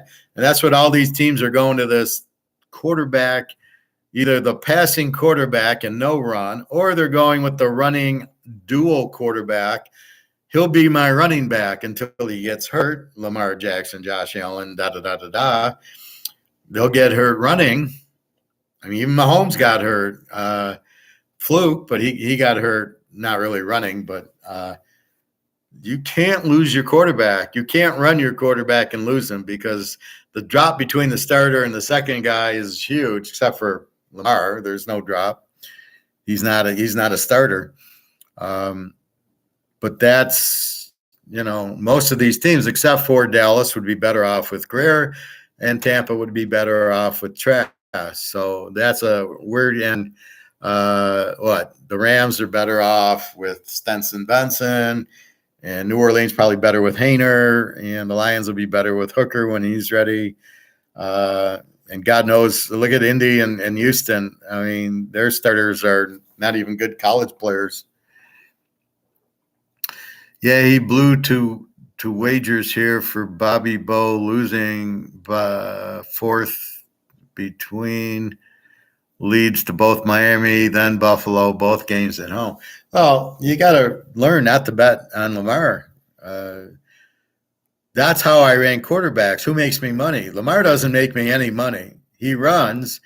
When you need a pass from him, he can't pass. He can't hit the broadside of a barn.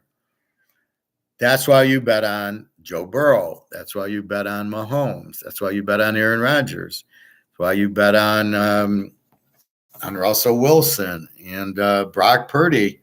That's why you bet these guys, because they make you the money, and you stay away from the guys who don't. I'm not sold on Pickett. I'm not betting Pitt. I am sold on Purdy. I'm not sold on Lamar. And Cleveland, I'm not sold on Deshaun Watson. I would prefer Thompson Robinson. Again, they're not. That's how you have to bet it. Do you want to bet on these guys? That's how you analyze the quarter. Is that the guy I want to bet on? Do I want to bet on Mac Jones at New England or Zappy? I would bet on Zappy all day. I don't want to bet on Mac. We lost the game last year. New England's hosting Chicago, and Zappy's looking good against Green Bay, shuts out Detroit, wins another game, and then they go back to Mac Jones. And they lose to the Bears 35-0. And you're like, but I didn't know they were going away from Zappy. So I'm betting Zappy, but then they switched to Jones late in the week. I'm like, fuck, why are you doing that? And with Belichick, you never know. He's kind of really strange guy. But he just shows you he has no clue what he's doing. It was all Brady. And that's what it shows you. With Brady, he couldn't fuck up. As long as he played Brady. But Brady won all the games at the end with the clutch plays, but not Belichick didn't do shit. And now without Brady, Belichick can't do shit. He doesn't know. He's got a terrible quarterback, doesn't understand it. He's got Matt Patricia as the offensive coordinator. He can't play the defensive coordinator part. So he's very clueless, Belichick. Greatest coach who ever lived. Give me a fucking break. I'll take Lombardi and Bill Walsh and Bill Parcells over that all day, every day. I agree, Professor, which is why we love Brady and Mahomes and other greats. They make us the money. Joe Montana made me so much money. Jimmy Johnson at Miami and then at Dallas made me a ton of money. I never liked Troy Aikman, but I liked Emmett and Irvin, and I liked the defense, and I bet Jimmy. And that's why I like betting on Sean Payton now, and I'm betting on Coach Pete, and I'm betting on the Ram coach. Those are what you bet on. I bet on the Georgia coach. Nick Saban's losing. He's losing it. Ohio State, their coach is lost. Harbaugh, I showed you that clip yesterday. He's lost, but he's just, we're going to run the ball 50 times a game and play defense. So they're turning into a great under. But he doesn't know what he's doing. Most of these coaches are clueless. Michigan State's coach is terrible. USC's is just an offensive coach. So is UCLA. They can't coach. They're not a team. Utah's coaches. They won the fucking division. They won the Pac-10 last year, Utah. Nobody gives them credit for shit. They beat USC twice. Nobody gives them credit. It's another reason I like them against Florida. They're pissed off. They want to make the playoff. So they need the game. There's reason number 75 to take Utah over Florida. But it all starts with a good coach and then a good quarterback. And if you don't have those, you're not winning. And Baltimore, I'm really scratching my head. Harbaugh has his head up his ass, and he's starting Lamar. I mean, I just don't understand what he's doing. Okay, maybe the first year, but now he's been there, 5 years? You've won one playoff game. You're kind of competitive because you have a good defense. Your quarterback sucks. Yeah, he was MVP the first year because he ran. And as soon as they figured out how to defend him, he doesn't do shit because now he has to pass. And he can't. I mean, for Buffalo to hold them 17-0 and Buffalo holds them scoreless. And Buffalo? Jesus Christ. Anyway, so you got to know what to look for, and off you go. And I don't know what I'm going to do. I'm going to go ride the bike, I guess. And I think my pool's closed, and I'll try to swim or at least hot tub. I need a hot tub. Anyway, so I'm off to the pool. It's only open to 4:30. It's already 2:45. So I guess that's it for today. I will see you Tuesday. We'll keep an eye open for Thursday.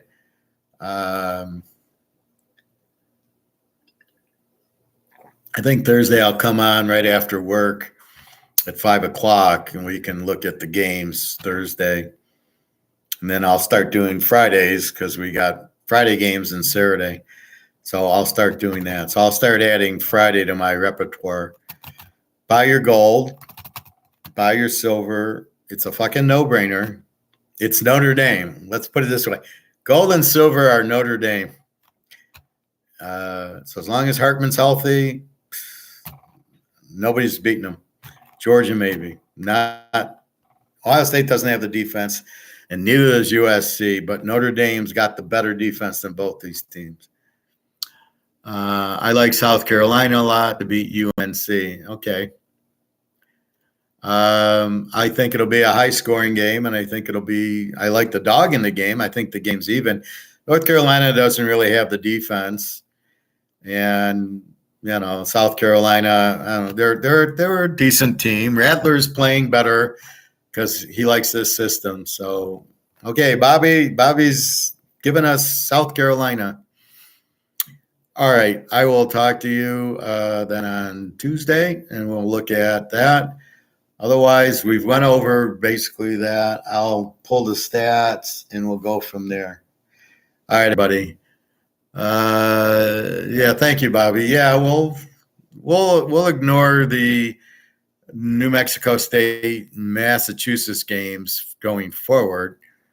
I will bet against the Z's, but first I got to see that they are Z's, and I got to wait a couple of weeks to get the Z's because all of a sudden the team changes quarterbacks, and it's really New Mexico State wasn't ready for that, or they didn't, not that they haven't played option quarterbacks, but they weren't ready. You watch Auburn this week should kill UMass, right? We'll see. All right. Have a good day, everybody. www.teaserking.com. If you want to email me, get the email there. If you want to buy the package, if you want to buy the year, but you want to slice it up, you can do that. Whatever you want to do. So again, www.teaserking.com. All right. Take care, everybody. Have a nice day.